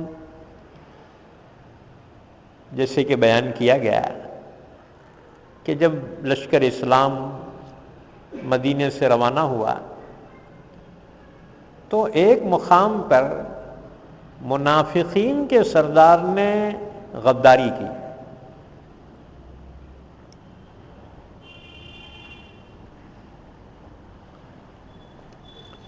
اور 300 آدمیوں کو لے کر لشکر سے نکل گیا۔ کہنے لگا جی ہماری رائے نہیں مانی گئی، لہذا ہماری یہاں کیا ضرورت ہے کہ خواہ مخواہ جو ہے ہم اپنے آپ کو ہلاکت میں ڈالیں، لہذا ہم واپس ہو رہے ہیں۔ ان کی واپسی کی وجہ سے ایک بڑی قوت اس میں سے کم ہو رہی تھی۔ بعض صحابہ کے دل میں خیال آیا کہ 300 آدمی اس میں سے نکل گئے ہیں، دشمن کی تعداد تو بہت بڑی ہوں گی، لہذا اتنی بڑی تعداد کا ہم مقابلہ کیسا کریں گے؟ ان میں سے 2 گروہ نے ہمت ہارنے کی گویا نیت کر لی، ارادہ کر لیا کہ ہم بھی واپس چل جائیں گے، کیونکہ اتنی کم تعداد اور بڑے لشکر سے مقابلہ، اپنے آپ کو ہلاک کرنا ہے۔ لہذا 2 جماعتوں نے، 2 قبیلوں نے ہمت ہارنے کا ارادہ کر لیا۔ اذ ہمت طائفتان منکم ان تفشلا، وہ وقت یاد کرو جبکہ تم میں سے 2 قوموں نے، 2 قبیلوں نے بزدلی کا ارادہ کر لیا۔ واللہ ولیہما، حالانکہ اللہ ان کا مددگار تھا۔ ان کے دل میں وسوسہ آیا، لیکن یہ وسوسہ ایمان کی کمزوری کی وجہ سے نہیں تھا، بلکہ مادی طاقت کے کمی کی وجہ سے آیا کہ ہماری تعداد کم ہو رہی ہے، 300 نکل گئے اس میں سے، اب کیا کریں گے وہاں جا کے، کیسا لڑنا کیا ہے، موت کے سوا اور کیا ہے۔ موت کا خوف ان پہ طاری ہو گیا، لیکن اللہ نے ان کے وسوسے پر ان کو قائم نہیں رکھا، اللہ نے ان کا وسوسہ دور کر دیا، اور پھر سے ان کی ہمت بن گئی۔ یہ کون لوگ تھے؟ یہ تھے قبیلے اوس میں سے ذیلی قبیلہ بنو حارثہ، اور قبیلے خزرج میں سے بنو سلمہ۔ یہ دو قبیلے کے لوگ بنو حارثہ اور بنو سلمہ، یہ دو قبیلے کے لوگ ہمت ہار گئے تھے، لیکن اللہ نے ان کی مدد فرمائی، ان کا قدم جما دیا اور پھر وہ برابر احد میں پہنچے۔ چنانچہ یہ دونوں قبیلے کے بزرگ کہتے تھے اگرچہ اللہ نے اس آیت میں ہمیں تنبیہ فرمائی ہے کہ یہ لوگ بزدل ہونے کا ارادہ کر لیے تھے، لیکن اس کے ساتھ ساتھ واللہ ولیہما میں ہمارے لیے بشارت بھی ہے کہ اللہ تعالی نے ہماری مدد فرمائی اور اللہ ہمارا مددگار ہے، یہ بہت بڑی بشارت ہے۔ واللہ ولیہما وعلی اللہ فلیتوکل المؤمنون، اور اللہ ہی پر بھروسہ کرنا چاہیے ایمان والوں کو۔ اور جب بھروسہ کیا تھا اللہ نے کامیابی عطا فرمائی تھی، کہاں؟ بدر میں۔ اب بدر کا حوالہ دیا جا رہا ہے، اللہ کی مدد کے سلسلے میں بدر کا حوالہ دیا جا رہا ہے۔ وَلَقَدْ نَصَرَكُمُ اللَّهُ بِبَدْرٍ وَأَنْتُمْ أَذِلَّةٌ، اور یقیناً اللہ نے تمہاری مدد کی بدر میں، حالے کہ تم کمزور تھے، بے سر و سامان تھے۔ فَاتَّقُوا اللَّهَ لَعَلَّكُمْ تَشْكُرُونَ، لہذا تم اللہ ہی سے ڈرو تاکہ تم شکر ادا کرو۔ اس کے بعد سنو، یہ بدر کی بڑی اہمیت تھی، اس لیے کہ کفر اور اسلام کا پہلا معرکہ وہ بدر کا معرکہ ہے، اور بدر میں جو کامیابی حاصل ہوئی، اسلام کی جتنی فتوحات اب تک ہوئی اور قیامت تک ہوں گی، ان سب کا پیش خیمہ وہ جنگ بدر ہے۔ بنیاد جنگ بدر ہے کہ اس کامیابی کے بعد یہ ساری کامیابیاں اس کے نقش قدم پہ، اس کی بڑی اہمیت ہے، اس لیے اللہ نے اس کو یوم الفرقان کہا، حق اور باطل کے درمیان فیصلہ کرنے کا دن، اس دن فیصلہ ہو گیا۔ اسی طرح سے انگریزوں نے بھی جنگ بدر کی اہمیت کا اعتراف کیا ہے، چنانچہ پروفیسر ہٹی اپنی کتاب ہسٹری آف دی عربین، عربوں کی تاریخ، اس انگریز نے لکھی ہے، پروفیسر ہٹی، اس نے اپنی کتاب ہسٹری آف دی عربین میں لکھتا ہے کہ اسلام کی سب سے پہلی فتح مبین تھی جنگ بدر، اسلام کی سب سے پہلے فتح مبین تھی، باقی فتوحات بعد میں ہوتی چلی گئی، اور اللہ نے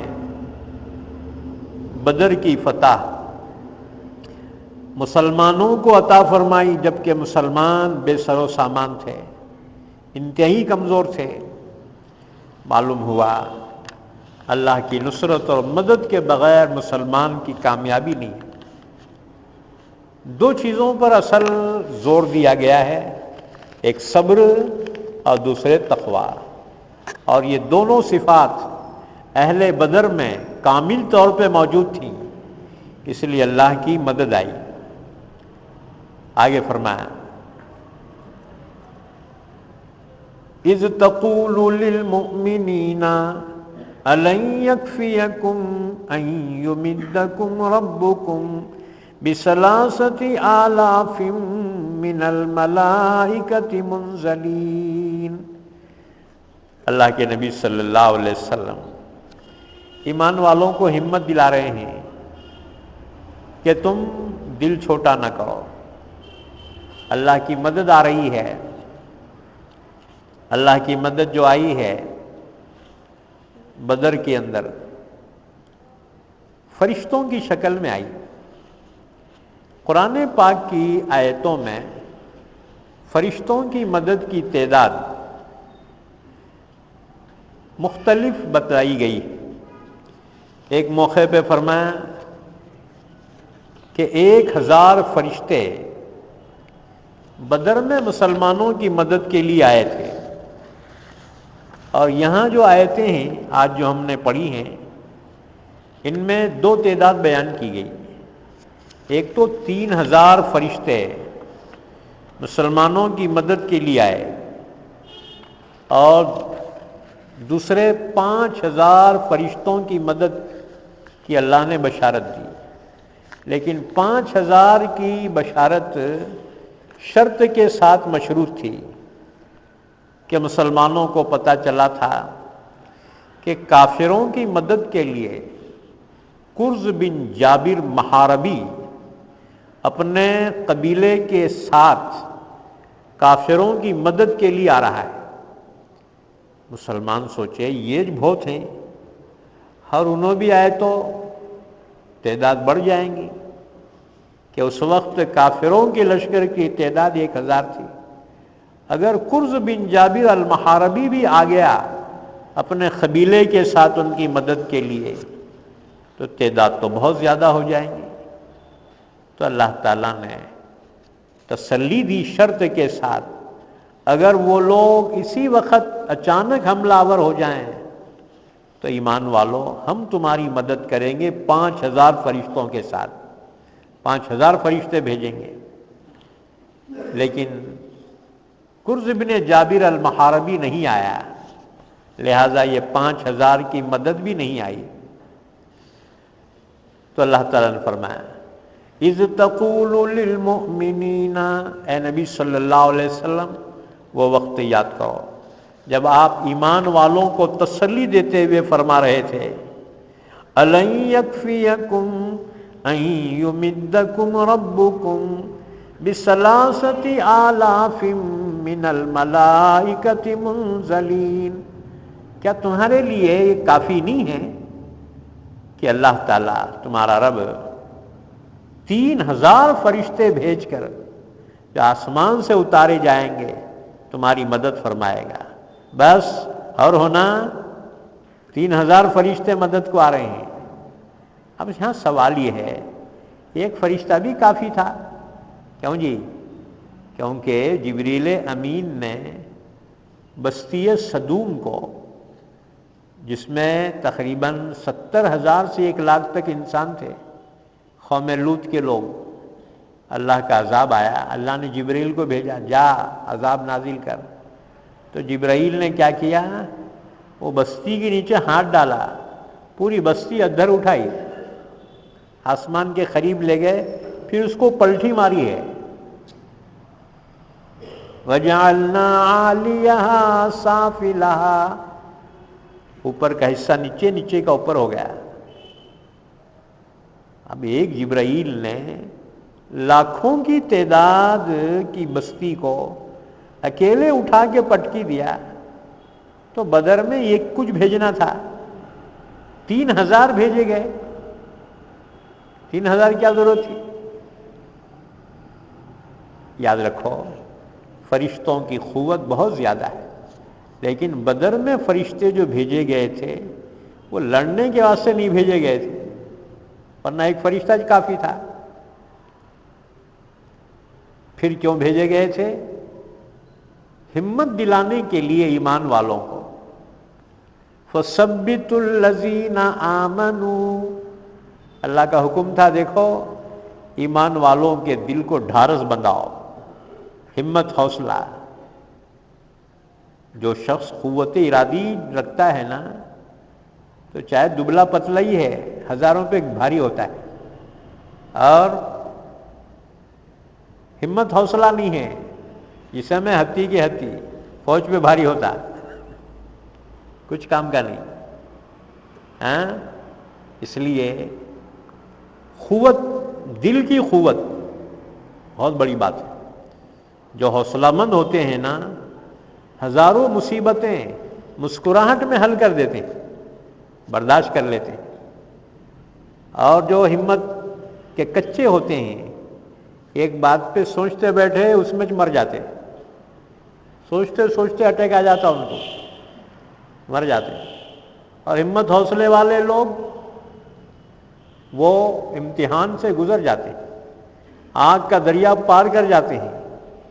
ہمت حوصلے کی بات ہے۔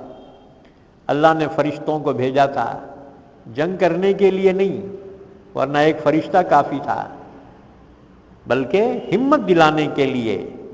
فَثَبِّتُوا الَّذِينَ آمَنُوا، ایمان والوں کو ہمت دلاؤ۔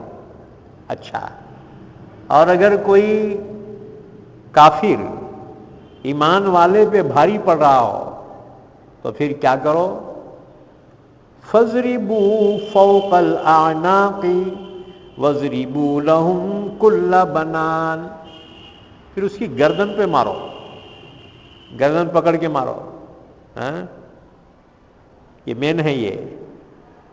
اور جوڑ جوڑ پکڑ کے مارو، ہڈیاں ہڈیاں کو پانی پلاؤ اس کے۔ اللہ نے فرشتوں کو حکم دے رکھا تھا۔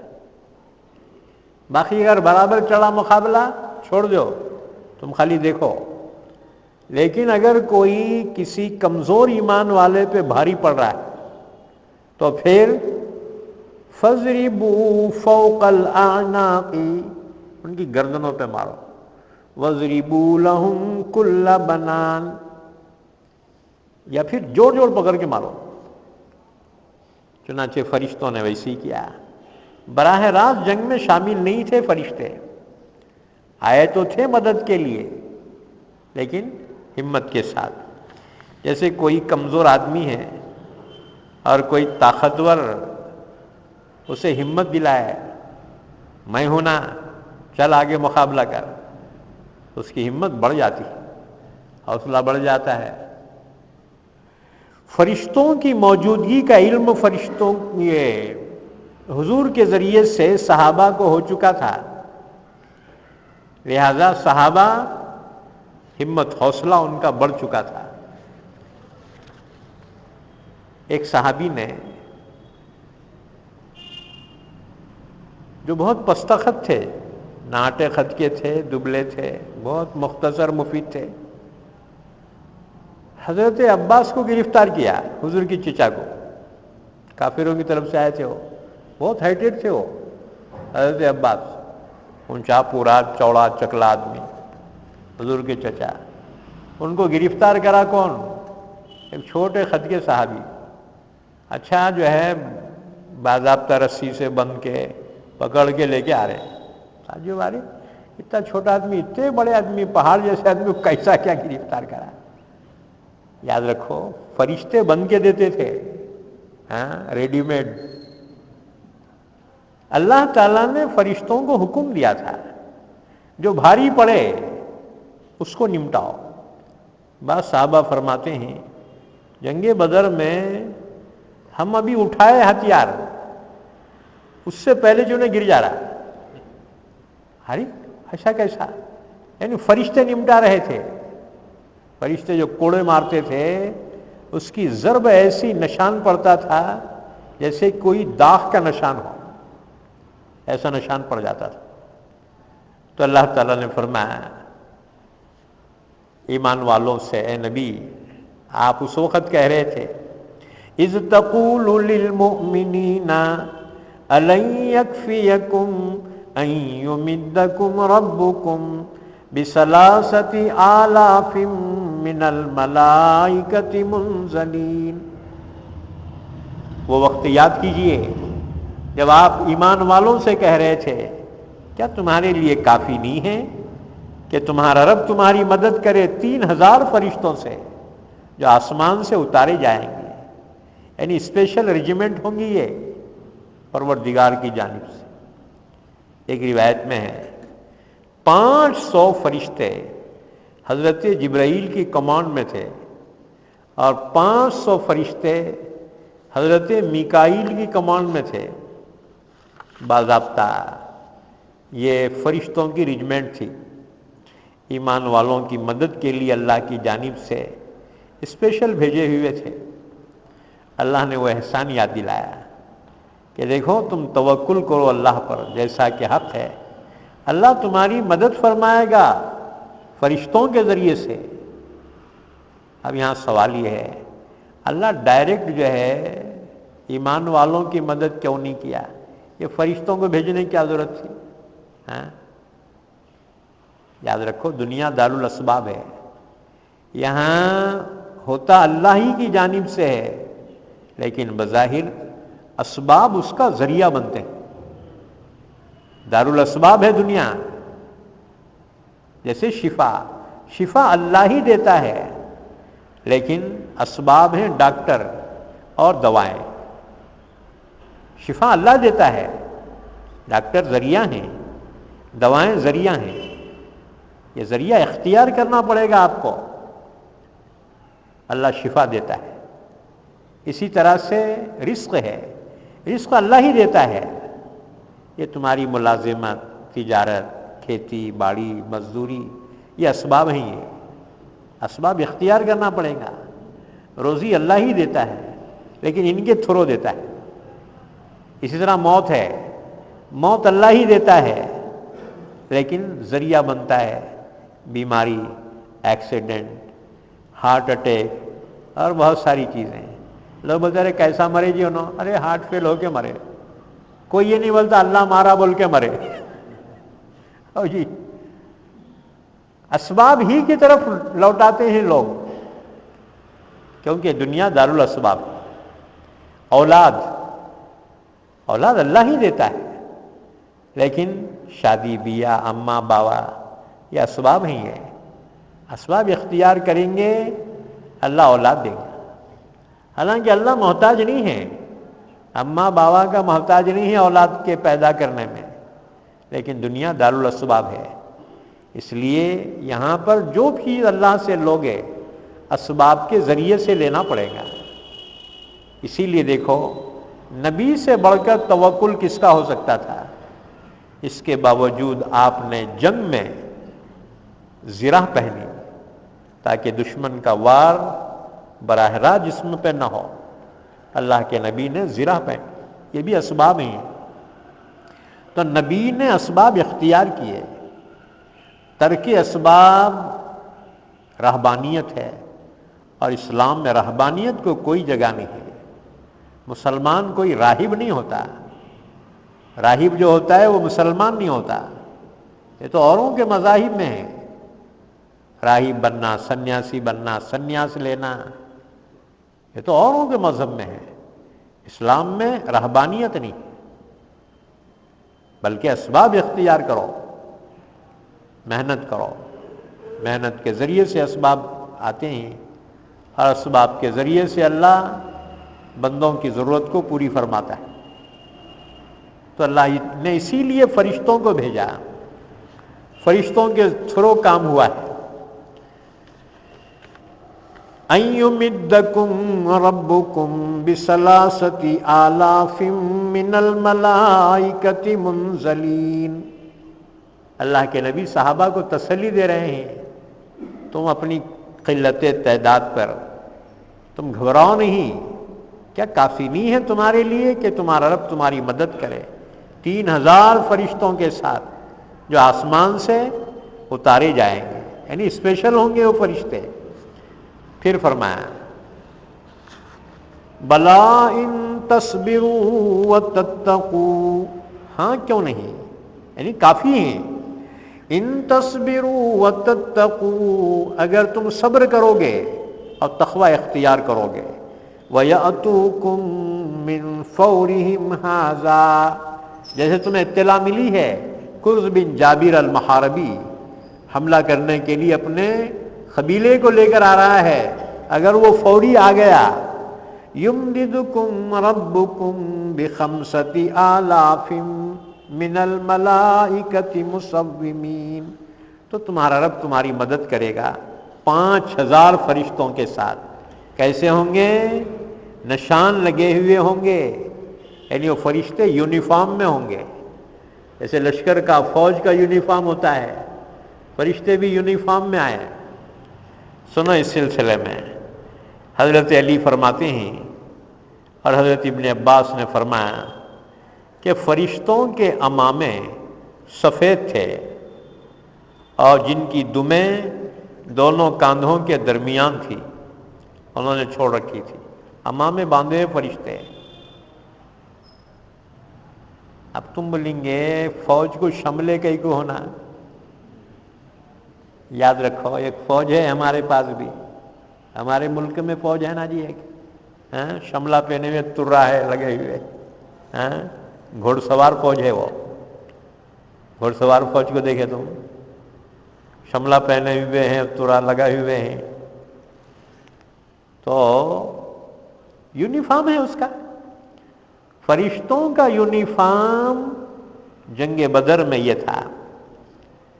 تو حضرت علی کی روایت ہے اور حضرت ابن عباس کی کہ فرشتے امامے باندھے ہوئے تھے، سفید امامے، اور وہ اماموں کی جو دم تھی، شملے کا رہتا نا، وہ دونوں کاندھوں کے درمیان چھوڑ رکھی تھی۔ ہشام بن عروہ فرماتے ہیں کہ فرشتوں کے امامے زرد رنگ کے تھے جو شانوں پہ لٹکے ہوئے تھے۔ اسی طرح سے حضرت عروہ بن زبیر رضی اللہ تعالیٰ عنہ کی روایت ہے کہ فرشتے ابلق گھوڑے پر سوار تھے۔ ابلق کہتے ہیں چت کبرا، سفید اور کالا، دو کلر کے، ایسے گھوڑے تھے فرشتوں کے، اس پہ سوار تھے، اور ان کے امامے زرد تھے۔ اچھا، اللہ تعالیٰ نے فرشتوں کو یونیفارم کے ساتھ بھیجا۔ ابن ابی شیبہ نے مصنف میں عمرو ابن اسحاق کی روایت مرسلن نقل کی ہے کہ رسول اللہ صلی اللہ علیہ وسلم نے بدر کے دن صحابہ سے فرمایا تھا کہ تم بھی اپنا نشان لگا لو، کیونکہ فرشتوں نے سفید اون کے نشان اپنی ٹوپیوں اور خودوں میں لگا لیے ہیں۔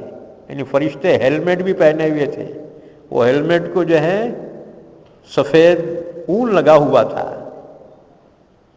یعنی سفید جو کپاس رہتی نا، ایسی چیز لگی ہوئی تھی ان کے خودوں کو۔ اللہ کے نبی نے فرمایا تم بھی لگا لو اپنا نشان، کہ آج تو فرشتے بھی نشان لگے ہوئے ہیں، مصومین، نشان لگے ہوئے۔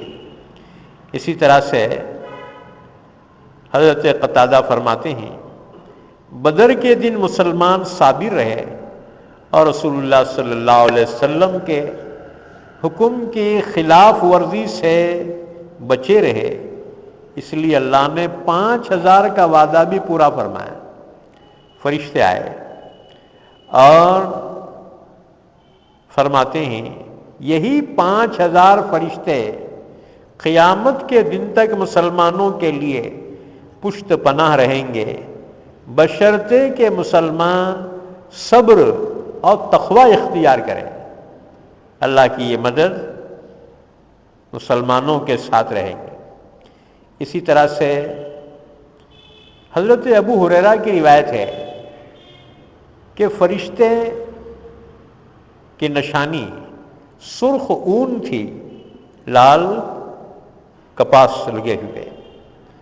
حضرت مجاہد فرماتے ہیں کہ گردن کے بالوں اور دم کا نشان تھا، اور یہی نشان آپ کے لشکریوں کا بھی تھا۔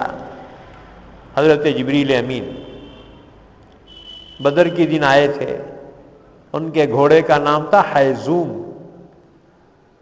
جب شور کی آواز ہو رہی تھی، صحابہ نے سنا کوئی اپنے گھوڑے کو آواز دے رہا ہے، اقدم حیزوم، اقدم حیزوم، اے حیزوم بڑھ آگے چل۔ صحابہ نے پوچھا یا رسول اللہ، ہمارے گھوڑوں میں سے کس کا نام بھی حیزوم نہیں ہے؟ یہ کون ہے جی حیزوم حیزوم پکار رہا؟ گھوڑے کو کس کے گھوڑے کا نام ہے؟ اللہ کے نبی نے فرمایا یہ جبرائیل امین کے گھوڑے کا نام ہے۔ آج جبرائیل بھی آئے ہوئے ہیں، اپنے گھوڑے کو آگے بڑھا رہے ہیں۔ اچھا، اسی طرح سے اور بھی روایتیں. حضرت مکحول شامی فرماتے ہیں فرشتوں کی نشانی اون کی پنگھڑیاں تھیں جو سیاہ رنگ کے عمامے تھے، اور حنین والے دن فرشتوں کے عمامے سرخ تھے. ابن عباس فرماتے ہیں بدر کے علاوہ فرشتے کبھی جنگ میں شامل نہیں ہوئے، اور سفید رنگ عماموں کی علامت تھی. یہ صرف مدد کے لیے اور مسلمانوں کی گنتی بڑھانے کے لیے بھیجے گئے تھے، نہ کہ لڑنے کے لیے. اسی طرح ایک روایت یہ بھی ہے جنگ بدر میں حضرت زبیر رضی اللہ تعالیٰ عنہ کے سر پر سفید رنگ کا صافہ تھا، یعنی پگڑی باندھے ہوئے تھے، اور فرشتوں پر پگڑیاں زرد رنگ کی تھی، پیلے کلر کی.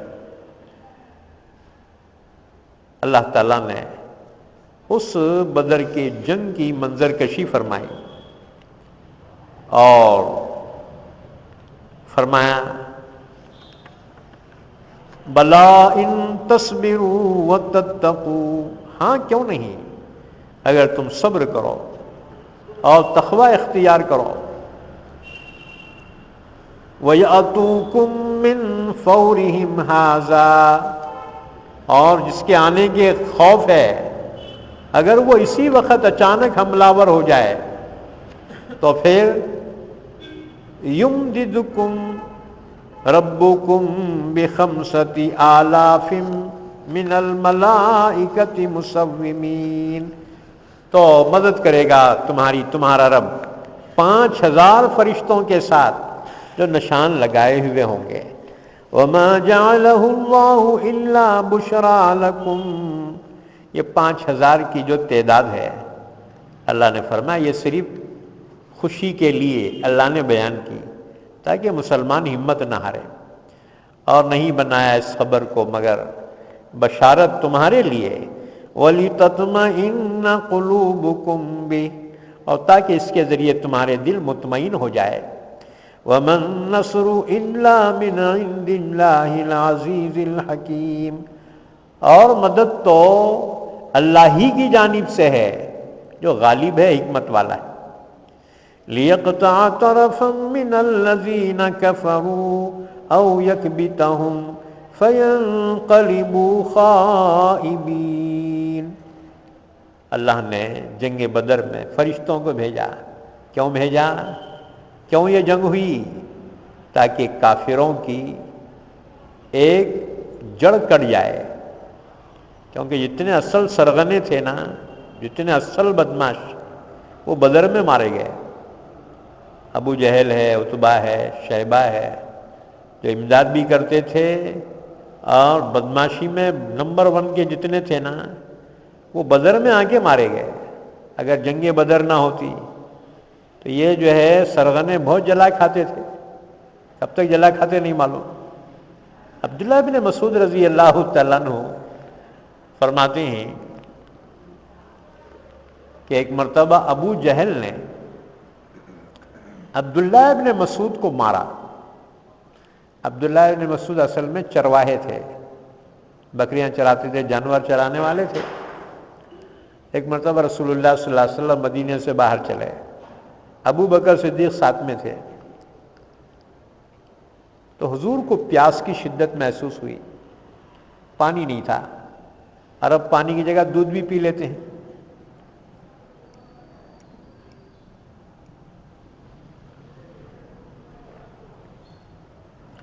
آپ نے ابن مسعود کو بلایا، فرمایا تمہارے پاس پانی ہے؟ میں نے کہا پانی تو نہیں ہے. اچھا تو پھر دودھ ہی پلاؤ. اور انہوں نے کہا جی بکریاں میرے نہیں ہیں، مالک کے ہے. عقبہ ابن ابی معیط کی بکریاں تھیں، تو حضور کا کٹر دشمن تھا، اس کی بکریاں تھیں. اس نے کہا جی میری نہیں ہے. حضور نے فرمایا اچھا.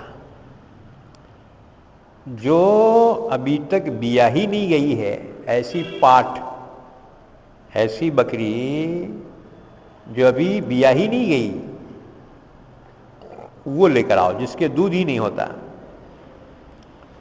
بلایا، آپ نے تھنوں کی طرف ہاتھ بڑھایا، اللہ کی قدرت، تھنوں میں دودھ بھرایا، ابو بکر صدیق نے نچوڑا، حضور کی خدمت میں پیش کیا، حضور نے عبداللہ بن مسعود کو بھی پلایا۔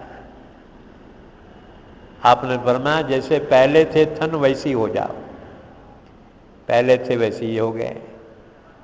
عبداللہ بن مسعود کہتے ہیں میرے کو بڑا تعجب ہوا کہ جو بکری ابھی تک بیائی نہیں گئی اس کے دودھ کیسے کیا آ گیا؟ تو کہا کہ جی آپ کون ہیں، یہ کیا قصہ ہے؟ آپ نے عبداللہ بن مسعود کو اسلام کی دعوت دی، انہوں نے قبول کیا، تقریباً حضور سے براہ راست 60 سورتیں قرآن پاک کی حفظ کر لی تھی، یاد کر لی تھی۔ تو ابو جہل کو بڑا غصہ آتا تھا عبداللہ بن مسعود پہ۔ ایک دن عبداللہ بن مسعود دین کی بات کر رہے تھے کہ اٹھا کے سینے پہ مارا۔ خیر کمزور آدمی تھے، اب بکریاں چرانے والا کہاں طاقتور، ابو جہل تو پورے مکے کا غنڈہ تھا، اب اس سے کون پنگا لے، برداشت کر گئے۔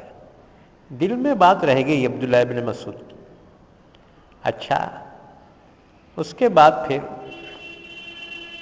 ہجرت ہو گئی، ہجرت کے بعد پھر جنگ بدر کا واقعہ پیش آیا سن 2 ہجری میں۔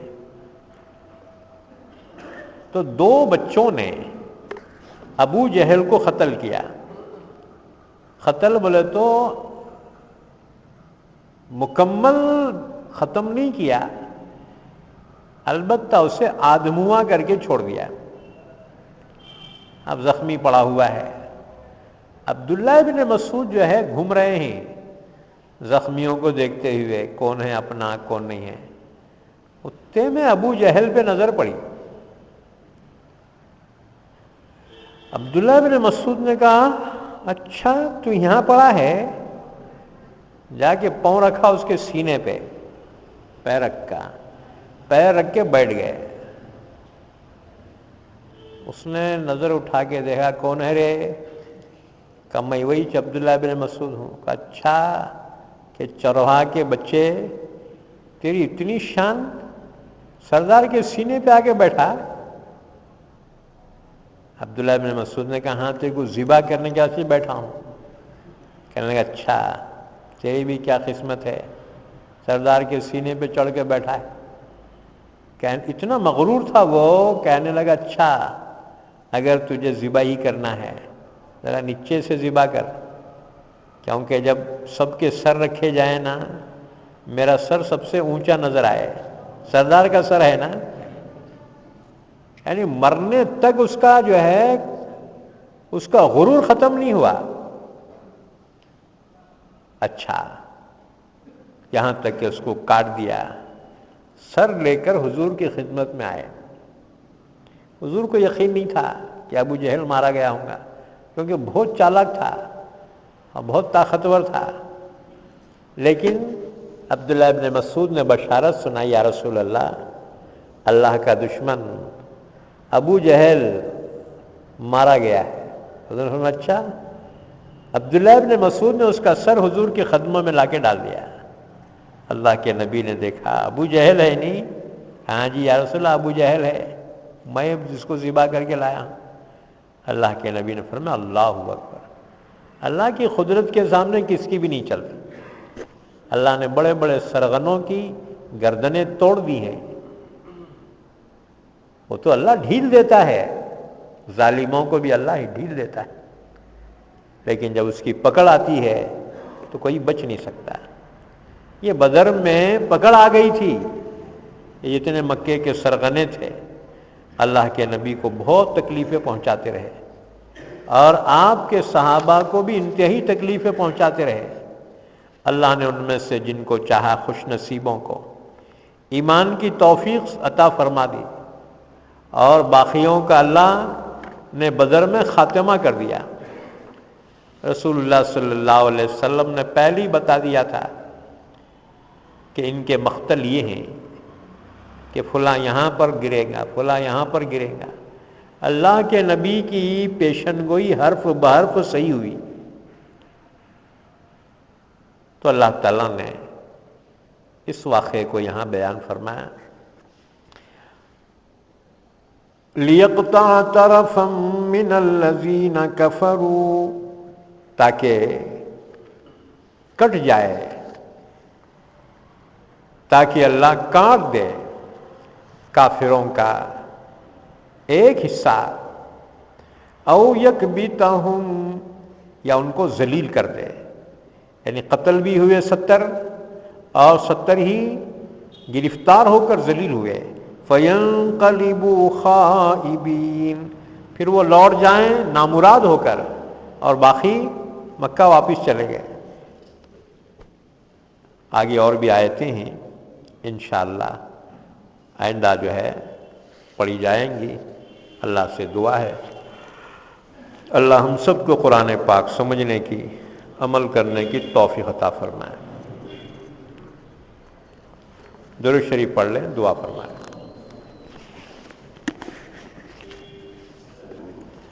ایک دعا کی درخواست آئی ہے، حرمت بھی ان کی طبیعت ناساز ہے، دعا فرمائے اللہ ان کو شفاء کامل عطا فرمائے۔ اللہم صلی علی محمد وعلی آل محمد بارک وسلم۔ اے اللہ ہمارے گناہوں کو معاف فرما، خطاؤں سے درگزر فرما، ہم سب پہ رحم کا کرم کا معاملہ فرما۔ اے اللہ ہمارے مرحومین کی مغفرت فرما، ہمارے بیماروں کو شفاء کامل عطا فرما، پریشان حالوں کی پریشانی دور فرما، حاجت مندوں کی حاجت روائی فرما، مقروضوں کے قرض کی ادائیگی کے فیصلے فرما، ایمان والوں کی روزی روٹی میں برکت عطا فرما۔ اے اللہ ہمارے ملک میں امن و امان قائم فرما، خصوصاً ایمان والوں کی جانوں کی، مالوں کی، عزت کی، آبرو کی، ایمان کی حفاظت فرما۔ اے اللہ بے اولادوں کو نیک اولاد سے نواز دے، بن بیاہی بچیوں کے نکاح کے فیصلے فرما، حاضرین مجلس، حاضرات مجلس کی جائز تمنائیں، دلی مرادوں کو پورا فرما۔